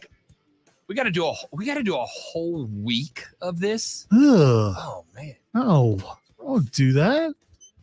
As we watch the last of the autumn foliage fall off the trees, transitioning us into the cruel, cold winter time. It's all right. We can look forward to vacation coming up in just a couple of weeks. We can look forward to that. So, I mean, you know, not that we love being with every one of you. We also love vacation. Yes, we do. Also, if all my vacation gets approved, I will be off the last 2 weeks of the year, back to back. I don't know about 2 weeks. I know one of those weeks is going to be approved, but I don't know about the second okay, week. fair enough. Yeah, fair enough. So we'll see how it plays out. If not, I'm going to be out like every other day between now and then. Just take Fridays off. Why not? Well, no, actually, it'd be better for you to take Mondays off because then you would actually have a weekend because you'd have Sunday and Monday. Yeah, but I don't want to do next Monday because it's championship weekend. Yeah, and don't want to do the Monday after that. Well, actually, I think the Monday after that is nothing. Yeah, I mean, because there won't be any bowls yet. We'll see. The other thing is, like, and this is the worst part, you kind of want to like stagger the days to make sure you're off the same days as your better half. Wait. You know what I mean? Wait, I just thought of something. Cole will be in here if you're gone. Never mind. You can't go anywhere. Yeah. I don't want to work with that guy. All right. The NFL MVP award. So first off, the last time, Lonzo, here's a trivia question for you. I had Mario, our producer, on my other show. And we're all alike. We all have long hair. You do. Yes. You do. I had him look this up. The last time, great one, that a non-quarterback / running back won the most valuable player award was when? What year? 2003. 1986. Okay. All right. That makes sense. Lawrence Taylor. All right. Yeah. Was the last non-quarterback / running back. Don't do crack. That's such an off line, and I loved it so much. Here's the list of MVPs, non-quarterback, going backwards. To find the last non-quarterback MVP, you have to go back to Adrian Peterson in 2012. Before him, LaDainian Tomlinson in 2006, Sean Alexander in 2005. Then you got to go backwards to Marshall Faulk in 2000. Then you got to go to Terrell Davis in 98. You got Barry Sanders, who split the award with Brett Favre in 97. You had Emmett Smith, in 93. Thurman Thomas in 91. You had LT in 86. That's the list. Two. This is vacation. If I do this tomorrow, then we got a problem. Quite a few on that list have been in trouble. That's what it started to stand out to me. Yeah. So I am going to go ahead and say that so far, and there's a lot of football left. We got 6 weeks of the regular season left. So far, I don't think you can give it to anybody but Christian McCaffrey, can you? I don't think you can. What's he had, one game where he hasn't scored a touchdown? What's he had, 2 games where he hasn't been over 120 amazing when you go yards? to a franchise where they know what to do with, talents. It's what they can do. Well, I think it's know what to do with talent. I agree entirely. Kyle Shanahan knows how to utilize the talent that he has. Debo, McCaffrey. And I've said this to a couple of folks. If Kyle Shanahan was flipped with any other coach in the league, and when I say any other coach, there's maybe a couple of exceptions. I think Mike McDaniel could go there and do a decent job. I think Andy Reid could go there and do a different job, do a decent job. By the way, he is now the winningest coach at 2 different franchises. I think the only one who is that, or one of 2. I think Andy Reid could go there and do a decent job. I think Mike McDaniel could go there and do a different job. I think maybe John Harbaugh could go there and do a decent job. But the list is pretty short, right? Like there's maybe at most 5 coaches that I think could take that not just the talent, but the way the talent is organized, predominantly CMC and Debo, and make the offense work. Part of that is Brock Purdy. We have seen what Brock Purdy is when Debo's out, when he doesn't have that option out there. Christian McCaffrey can still get you yards, not as many. And Brock Purdy becomes, I think it was our buddy Chris, P1 of the show, Chris, said Brock Purdy without Debo Samuel is just young TJ Yates. Like, I don't know why you're handing strays to TJ Yates, but I get it. CMC is the linchpin of that. Without CMC, you don't know who the hell Brock Purdy is. Without CMC, Debo Samuel is getting shaded every time. The field's not available to him like it is because with CMC, you got to commit 2 guys to the backfield to defend that cat. And even when you do, he's still popping you for $120 combined in a tutty a game. Well, Purdy knows because he had to experience a game or 2 without both of them. Yeah, did not go well. It did not. I don't think you need to know anything more than without Debo, Brock Purdy looked less than average. And the minute he got CMC and Debo both back and happy, what did he do the very next game? Had a perfect QBR. A perfect QBR. You can't illustrate it any better than that. And to me, Christian McCaffrey and his yardage and touchdowns are irreplaceable and the linchpin, the absolute linchpin of the San Francisco 49er offense. An offense that, once they got everybody back and healthy, has rocketed right back up to the top of the list. Right back up to the top of the list. You want to hear something wildly frustrating here, though? Here's your MVP odds as they stand right now. With a collective average across the board of all the sports books. Here are your MVP odds right now, Lonzo. Jalen Hurts, Patrick Mahomes, Dak Prescott, Lamar Jackson, Tua Tagovailoa 1 through 5. Take a stab at who's number 6. Probably another quarterback. Brock Purdy. Yeah. Now, you were telling me when Brock Purdy lost Deebo Samuel, and Brock Purdy went out and looked like hot garbage, and the minute he came back, Brock Purdy had a perfect QBR. You're telling me Brock Purdy deserves to go up there over CMC or Deebo? After him, and here's why I honestly, I'm not going to lie, I very much struggle to care about this award. I want to love this award. I want this award to be the best possible list. And by the way, these odds are accurate as of going into this past weekend. All right. These are not up. They'll be re-updated today or tonight. Going into this weekend, Hurts, Mahomes, Prescott, Jackson, Tagovailoa, Purdy, your top 6. Everybody. I want everybody. Grab a pen, grab a piece of paper. We're about to play the Rob Brown Show Home Edition. Who right now, collective, on average, between all the books, is the number 7 candidate for the NFL's MVP award right now? Write it down. I'm going to give you a second. Play the Jeopardy theme in the background if you need to. All right? Can you read the top 6 again? Sure can. Hurts, Mahomes, Prescott, Jackson, Tagovailoa, Purdy. Okay, I have my answer. All right. I'm going to give you all 3, 2, 1. Lonzo, what's your answer? CJ Stroud. Okay. Everybody else, shout out your answer on 3. 1, 2, 3. I don't care who you shouted. That's not the correct answer. I don't care who you shouted. Because, Lonzo, average across the sports books right now, checking in at 16-1, Aaron Rodgers. You understand why I don't give a damn about this award? You understand why I want to love this award, but this award will not let me love it? You understand why I want to be a fan of I want to celebrate the NFL's MVP. I want there to be that dude every year that we go, this guy is definitively Mr. NFL. But the 7th best odds in the league right now at plus 1,600 is Aaron Rodgers.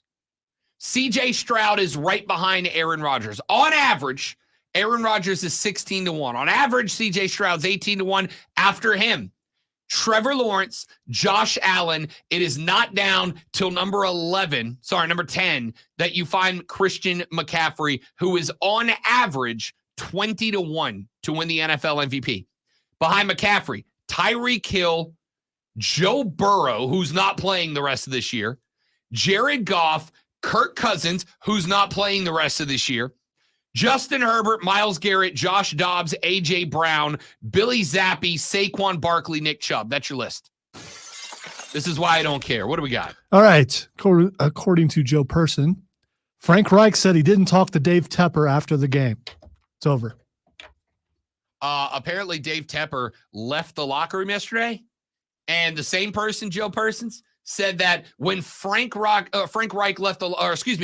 Tepper left the locker room after that 17-10 L to the Titans yesterday, he was quoted, David Tepper was, as screaming at the top of his lungs. And I don't think you need me to tell you which word he used, because he said that one. Like that one. Like the one. That's pretty bad. The one. It is.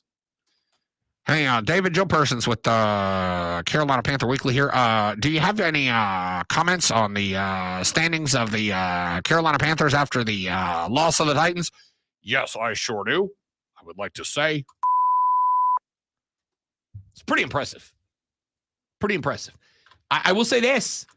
Up until yesterday, Lonzo, David Tepper and I had nothing in common. Nothing. We had nothing in common. He's a billionaire. I work in radio. We have nothing in common. Except now I can say we have one thing in common. We both apparently frequently scream while watching the Carolina Panthers. So I got that going for me, which is nice. You know? Dave Tepper and Frank Reich did not meet. Now, from what we understand, Reich and Tepper have been meeting pretty much after every game to do an immediate breakdown. This time, if my sneaky suspicions is correct, Tep just said left and did not want to talk to Frank Reich, which tells me on a hot seat spectrum, Lonzo, Frank Reich seat goes to 11. That's a Spinal Tap reference. You're welcome. I got it. So did everybody else. At least all those guys did. They got it. Tepper needs to start with the recognition, the realization that everything that's going on that has led to a string of bad decisions with rare exception starts with him and Nicole.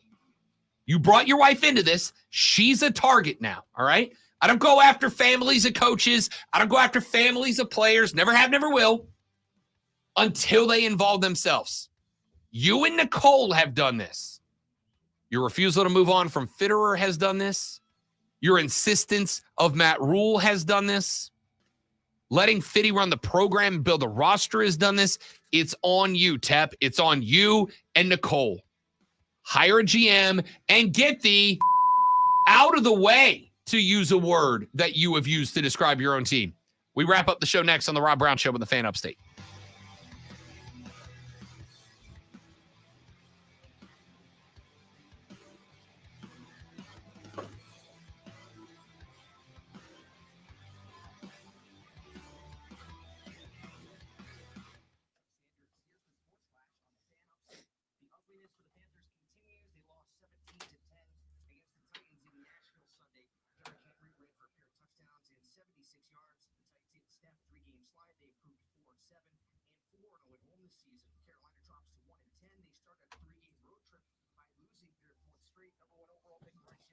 It is weird that he meets with him after every game, Zach. I agree. But I don't know what procedures are for every team, so.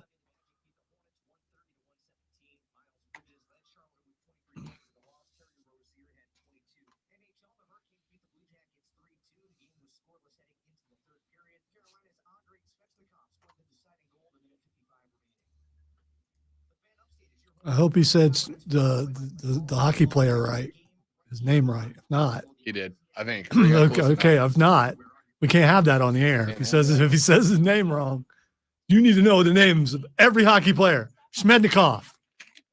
He didn't put enough stress on the Schmed.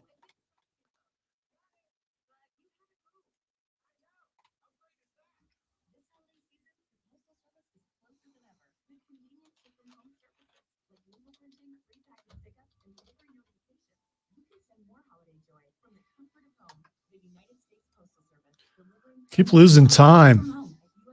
It's like I seem to be one segment behind on everything. And I'm not writing them down, and then I have to remember. Who wants to do that?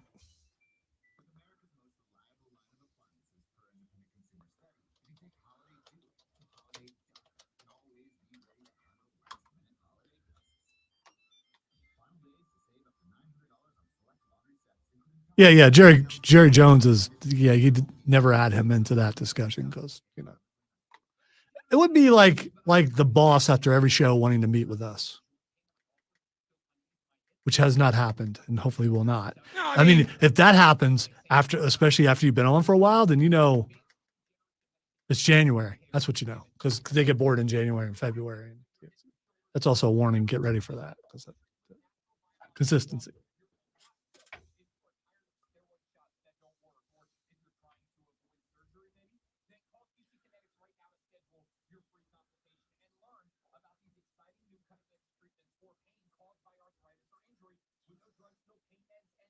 Rob, we're thinking of replacing Lonzo with a robot. How do you feel about that?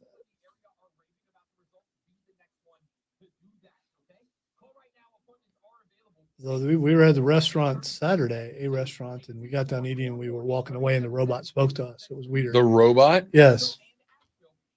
What robot? I think I told you about it before, but I'll tell you again later. Because I don't want to tell you where the robot is.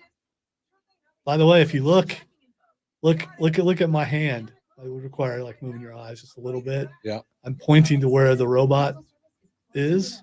You're trying to figure. It narrows it down to two. So 2 or 3 places. Yeah, but there's only. I don't think it's one. There's only one that I would go to because the other one. Is it primarily meat based? I'm not saying. It's not giving anything away. There's a lot of primarily meat-based restaurants. It's a specialty place for people not from around here.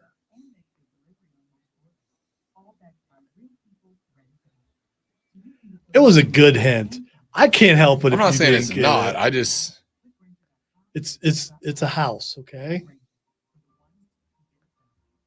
the Wahoo? Killing me. Oriental House has a robot. Wow. It's right there. Yeah, I mean, got I'm it pointing now. right I got at it it. now. I got it now.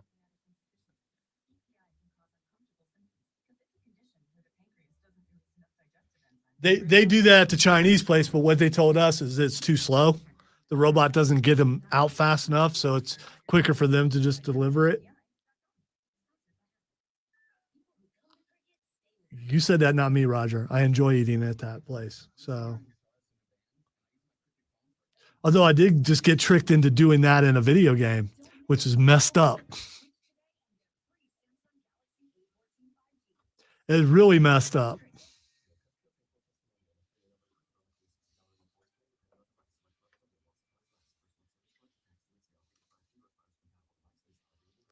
And I just used animal speak and spoke to that cat. And next thing you know, it got served up to me by one of the bad guys. If you didn't know that it was the bad guy because she's a shapeshifter, and it's messed up.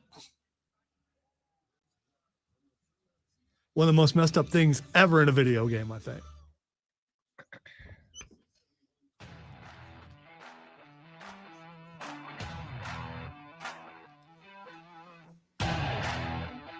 And away we go, ladies and gentlemen. The final segment of the Monday morning edition of the Rob Brown Radio program is right here on the Fan Upstate. Good to have you. Hope you'll be here with us throughout the week as we roll towards the end of the year. It is conference championship weekend. We got Oregon and Washington on Friday night for the Pac-12 title. On Saturday, we have got Texas Okie State for the Big 12. We've got Georgia, Alabama for the SEC. We've got Florida State taking on Louisville for the Atlantic Coast Championship, Atlantic Coast Conference Championship, pardon me. And who did I leave out? Oh, the Big Ten, Michigan and Iowa. I'm intrigued, man. First off, how the hell did Oklahoma State get here? Like, how is it? Is that a failure for Brent Venables? That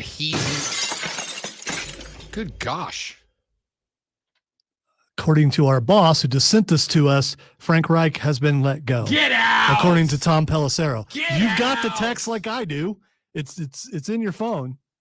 One and done, according to Ian Rappaport. The Panthers have fired coach Frank Reich. They are moving on before his first season is over. Special teams coordinator Chris Tabor is the interim coach and addressing the team now. Jim Caldwell moves to special advisor working with the offense. All right, so I don't want to be the guy who says I told you so.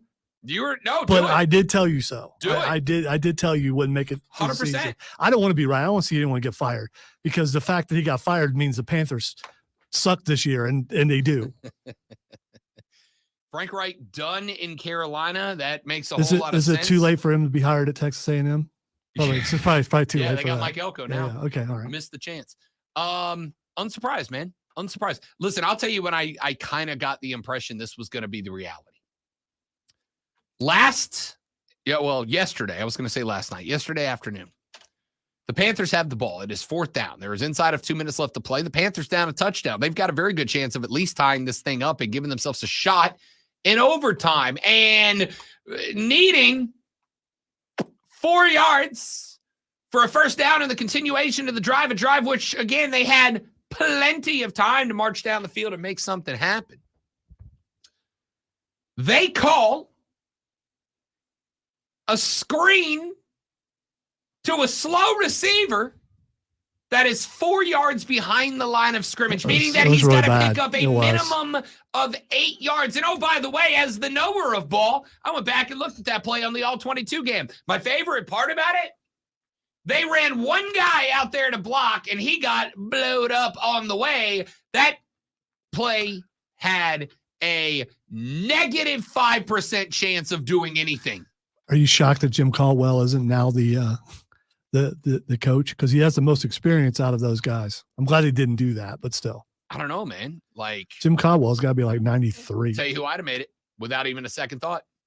Don't say the defensive coordinator, because the defense is not that good either. The defense, as has been all year, is friggin' exhausted every game. Well, they are tired, but they're still not that good.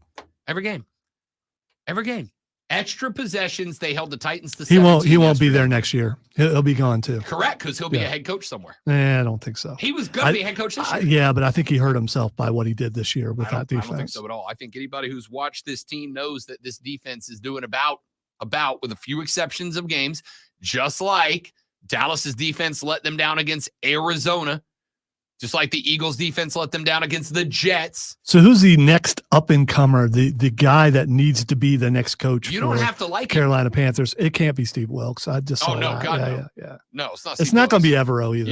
You done passed on that. Yeah, it's not going to be Evero. It's Evero. No way. 100%. No way. That honestly, and I'll tell you what else you just did. Outside Alonzo, most of us, I know me and Rashad, are on board with Ejiro Evero, okay, as a DC, potentially as an HC. Here's what you just did by not moving him, by moving Chris Tabor into the interim head coach spot. You know what you just did? You just cost yourself Ejiro Evero next year. That's what you did. Now, I'm not a prognosticator. I mean, I am a prognosticator. They should clean house again, except all the way this time. Everybody gone. If Fitterer doesn't go, it doesn't matter. No, that's what I mean. Yeah. You get rid of everybody. Yeah. The next step, like this is a big step, but the next step has to be Fitterer. I think we know who the next coach is going to be, and GM. He already holds that role somewhere else. David Tepper. Oh. No, that would be one Bill Belichick. I'll be real with you. I don't hate it. I mean, rumors are out there he's going to be gone. Not as GM. Yeah, but I think he's a terrible GM. He's got to buy the groceries, or I don't think he goes agree. somewhere. Here's what I'll say. If Hoodie wants to come in and be HC and not have to worry about GM, and let's be honest, he may be tired of being GM, right? He could because New England right now with their Hoodie GM pick looks real bad. Looks real bad. Right? He bought the groceries and New England is rotten right now. Right? They're awful. I made a lot of money yesterday because I went under on the Giants-Patriots game. 17 combined. Yeah, that was real bad. I'm gonna go with my play here would have been elevate Ejiro Evero. My play. Or the flip side of that, here's what I don't understand. Why your special teams coordinator? Why your special teams guy? If you want it on the offensive side of the ball, why not move Thomas Brown if that's your emphasis? And if you want to have your defense be the focal point, why not Ejiro Evero? You screwed your chance to have either one of them as a head coach next year. Both of them will be either a head coach or moving on from this team next year. And I don't think either one of them really got a chance to prove what they are worth. I don't love it. I like the move to move on. I like the move to do it now. Your locker room is in shambles. This is a move to try to gel it. Clearly, they weren't on board with Frank. So this is the right move. I don't think naming your special teams coordinator is the right move. I don't like that. By the way, breaking news brought to you, our friends at BetQL. Be a better, be smarter, and beat the books by betting with BetQL. Grab the BetQL app and don't miss Bet for the Cycle every Saturday from noon to 4 on the BetQL network. And now, the Rob Brown Show presents Twitter. Ooh, let me guess what's number one. Not what you think. I just want to say real quick, Trey, if Jim Harbaugh came there, he'd be a good coach. He was great in the NFL. He really was. He was a good NFL coach. All right, he didn't win a Super Bowl. I'll tell you right now, close. Jim Harbaugh wants to come to Carolina. I'm all on board for it. Yeah, I'm okay with that. He's all right. a pain in the butt, and he's annoying, and he's weird, but you can't argue with the results. All right. Tepper was excellent, but let's just go with Tony Khan, just as a separate thing. I will simply say, and then we will leave it. Fight Club Thursday is going to be fun. Okay? Thursday morning. And I'm also going to tell you, I can't promise that the one thing makes it to Thursday. Everything else, the main event, Randy. Should have been talked about today. It probably should have. But I it's have a Football problem with Monday. it. Yeah, all right? yeah. There's stuff. We love our pro wrestling, but we also know what pays the bills, and it ain't the pro wrestling. So maybe tomorrow, maybe Wednesday. But that guy is going to get discussed at length on the show. Ladies and gentlemen, that's it for us. Come back tomorrow because we're going to do it all over again, but better. I look forward to it. That's the great one, Lonzo. I'm Rob Brown. Full week of broadcasting just getting underway here on the Rob Brown Show and the Fan Upstate later. Yeah!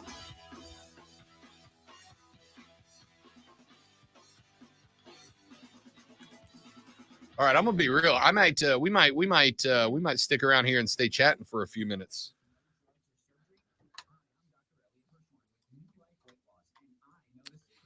So you are the interim coach. The first thing you do is you bench Bryce Young, not because to protect him, don't you? No, because he's going to have to learn an entirely new system next year anyway. Why put him in there to get him reps under a system that he's not going to be under? I would start with, do you feel obligated to make him, like, do you feel obligated to make him to make him change this year, or do you throw him in there and let him grow and see if you can maybe? Here's what I do. I don't care who I name the coach. I want an under center, pro style, run heavy offense that focuses on running the ball more often than you pass it. And when you pass it, quick, low multiple choice throws that involve the QB. I want a Kyle Shanahan offense. I want to do with Bryce Young exactly what the San Francisco 49ers do with Brock Purdy.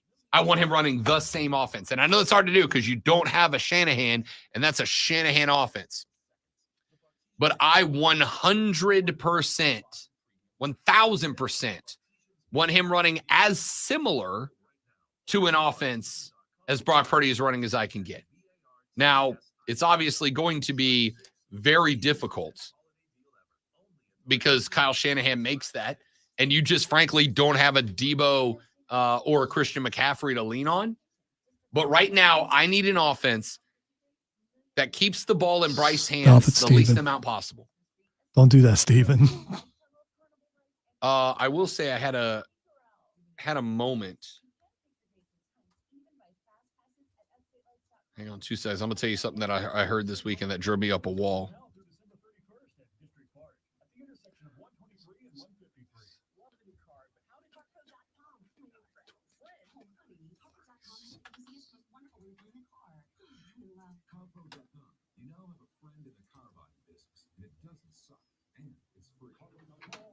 All right. So I was watching what game was it? I was watching the Eagles-Bills game yesterday. The afternoon slot.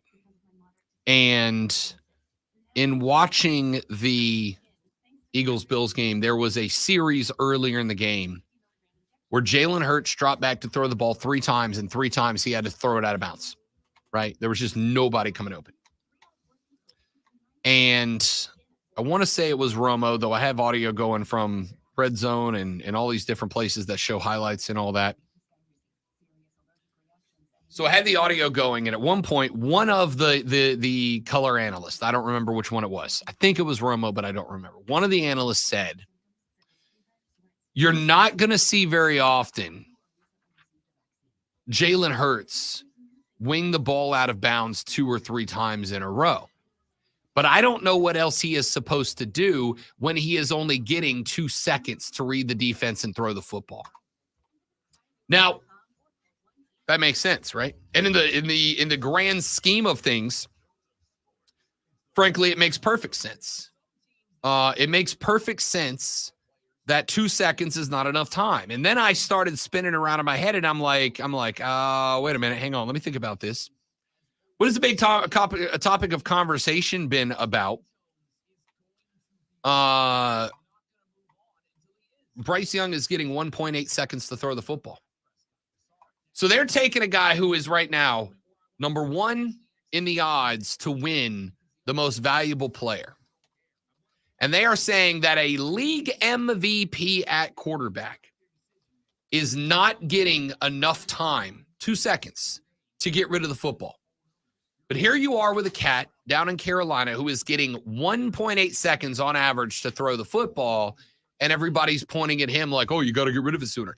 If the league MVP needs 2 seconds to throw the ball, then you can't be mad at BY for having on average 1.8. All right? You can say he's holding the ball too long. This is a conversation about relativity. Relatively speaking, yes, he is holding the ball too long because he's only got 1.8 seconds. I had a theory joke in there, but it was too late. I missed it. Oh, it works out perfect here. Theory of relativity. Never mind. No, I know. That's why I use that term. That term matters.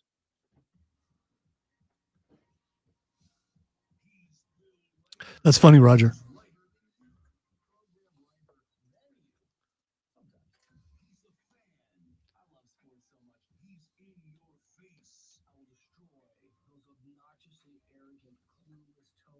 All right, so I'm going to go with the move was right. I'm going to go with the move was necessary. I'm going to go with I don't dislike Frank Reich. He seems like a more than nice enough guy. Thanks, Chad. We did. I hope you have one too. I wish him the best of luck in his future endeavors. I hope that wherever he ends up with, he does well. But this was the right move. Now, I'm also going to go one step further and say if you do not fire Scott Fitterer as the GM, this is for nothing. This is a pointless move. If you keep Fitzy on as the GM, this move is by and large irrelevant. Now, I agree with what James said. The problem is at the top. Tepper is problem number one. And I will go so far as to say the Teppers are problem number one. 100%. I think we have already seen, it is no longer a theory, it is a fact, that David Tepper allows Nicole Tepper to have a large say in what's happening here, right? Now, how big of a say? I'm not willing to make a statement, a definitive on that. I have seen rumors as heavy as it was Nicole Tepper that wanted Bryce Young. It wasn't David. It was Nicole that wanted Bryce Young. And Dave pushed Fitterer into going that direction. Well, I'm going to say, I don't know if that's true, and I'm not willing or ready to speculate on it. What I am going to say is we know for a fact this is true because he was putting Nicole in charge of programs within the programs within the franchise that the NFL itself stepped in and said, no, she is not qualified for this. If you want her to perform this role for the Panthers, she needs X amount of training. She needs to go through this protocol and that protocol and this training class and all that before they would let her do what David wanted her to do. I think that ultimately, yes, I agree the problem starts at the top. I'm not going to push back on that. I absolutely think it does. We have to understand that David Tepper is not going anywhere, right? He's not going anywhere. So if he's not going to go anywhere, everybody say bye to Alonzo. I didn't go anywhere. Oh, I thought you were leaving. I just went to the trash can. Well, you're not. If I'm going to go with, if Tep is going to keep Fitterer on board, and this, listen, I'm a Saints fan at heart. I'm having the exact same issue with the Saints, right? The difference is our GM has been, over the course of his tenure at the helm in New Orleans, our GM has been really good. I don't think the hiring of Dennis Allen or the retention of Dennis Allen was a Mickey Loomis move. I think it was a Gail Benson move. That's an owner move. And I'm kind of at a point, and I hit this point yesterday with the Saints' loss on the road at Atlanta yesterday, that I have to understand that next year, if Gale retains Dennis Allen, I don't know that I can watch football next year. Not that I'm like not going to be a Saints fan. I'm not like one of those fans that's going to go out and burn a jersey because they're expensive and I work in radio. Yeah, those people make no sense. None. But what I am going to say is if Gail doesn't make a move and she decides my wishes are more important than what is obviously a problem that needs to be corrected, I'm not going to, and I mean this, and it hurts my heart because I've watched 99% of Saints games for 37 years now.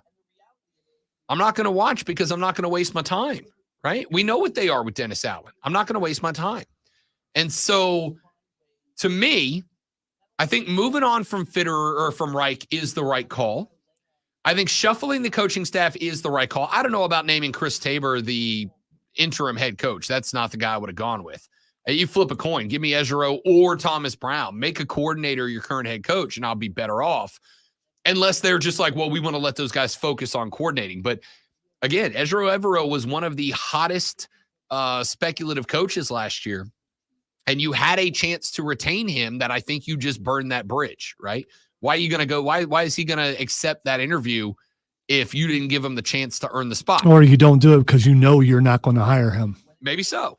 And if that's the case, then, hey, at least they made a decision. But what I will say here, is that unless Fitterer is gone at the end of the year, this doesn't matter, right? Like, it doesn't matter. It's the right decision. I'm fine with it being made in season. I've got no issue with them pulling the plug on this experiment with 6 weeks left to go.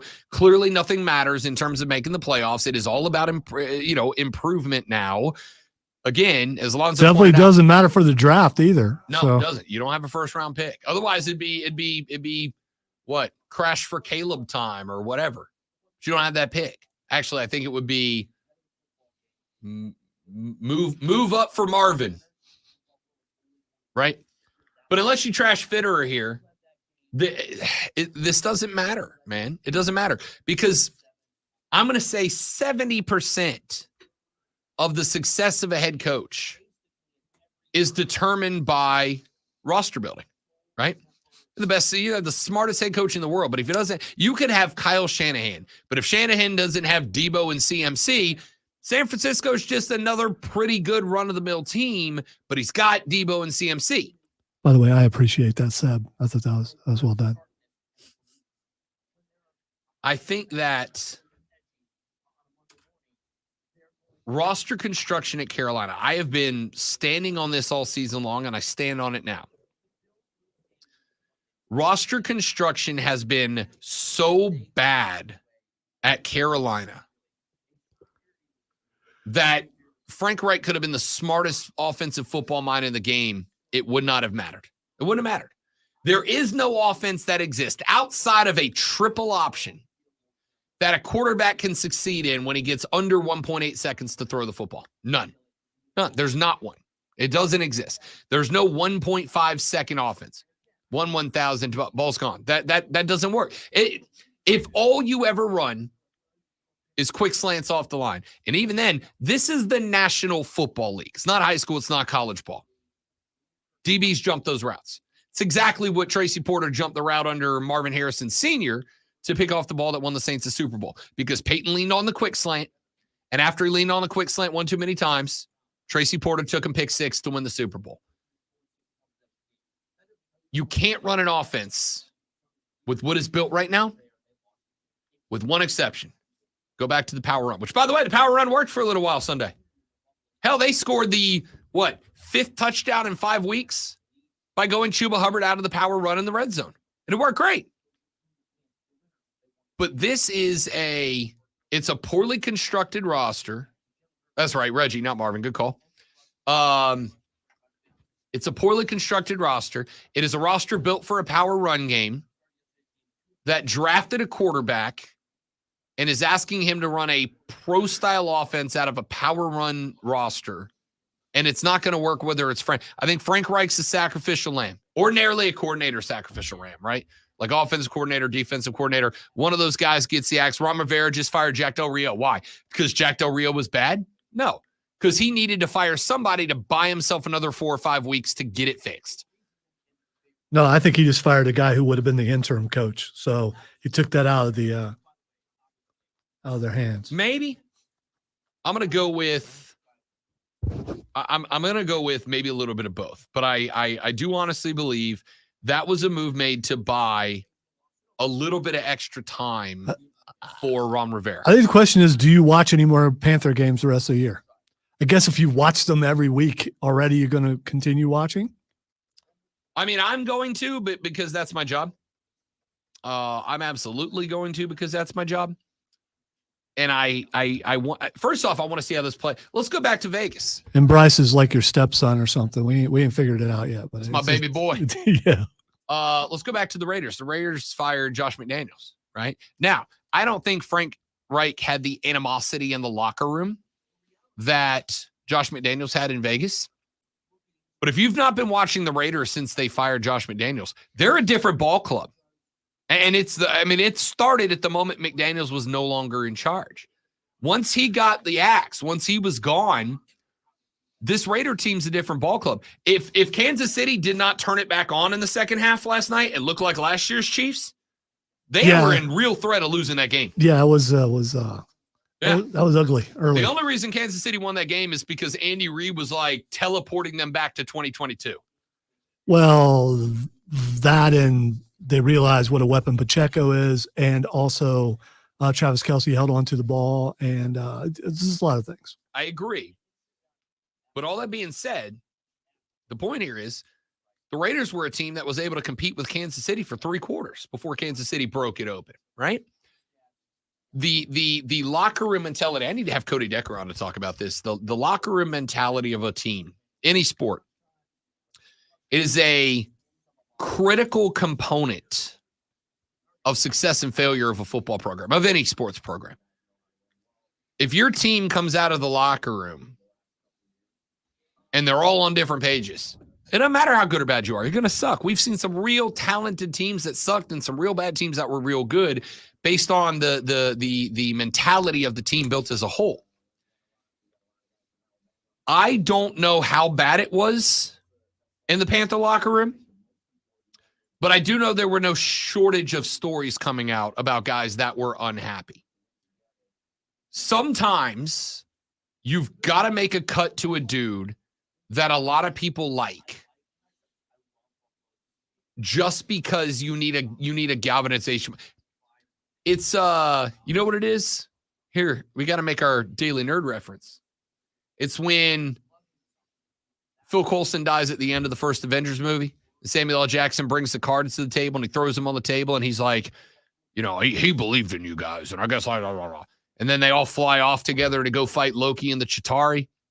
And then Maria Hill's like, sir, those cards weren't in Coulson's jacket. They were in his locker. And Jackson's like, well, sometimes they just need a push. That was it. It was a point. It was something. And you can make that. You can force that. That can be artificial. It doesn't matter whether it's organic or artificial. It just matters that it works. And if the team was even a little bit not on board with Frank Reich, this is Samuel L. Jackson throwing the cards down on the table going, Coulson's dead. What are you going to do? And you hope that they have their Avengers coming together moment. They're still not good enough to win games. I think that's what's going to slip a lot of people's mind. There are a lot of people going to think they're going to do like the Raiders did and just turn around. Ain't no Devontae in Charlotte, buddy. Ain't no Devontae in Charlotte. Ain't no Josh Jacobs in Charlotte right now. Raiders got talent. More talent than the Panthers do. This is not a fix. It's just let's see if the mentality improves. And if so, maybe we got a chance to be good next year. But I will hang the pessimism on the end of the conversation before we let you all return to your regularly scheduled work days. If Scott Fitterer is still the GM when draft day rolls around next year, none of this matters. Womp womp. If I could play the sad trombone noise just on the stream, I would do it. But I can't. So imagine. You could, but I'm done running the board for the day. So, I mean. I'm done talking for the day. All right. Thank you guys for hanging out. Hope you enjoyed it. Y'all have a lovely rest of your day. Thanks for hanging out a little late with us. Obviously, we suspect we'll probably talk about this more on tomorrow's show. Have a great day, everybody. Goodbye. I forgot to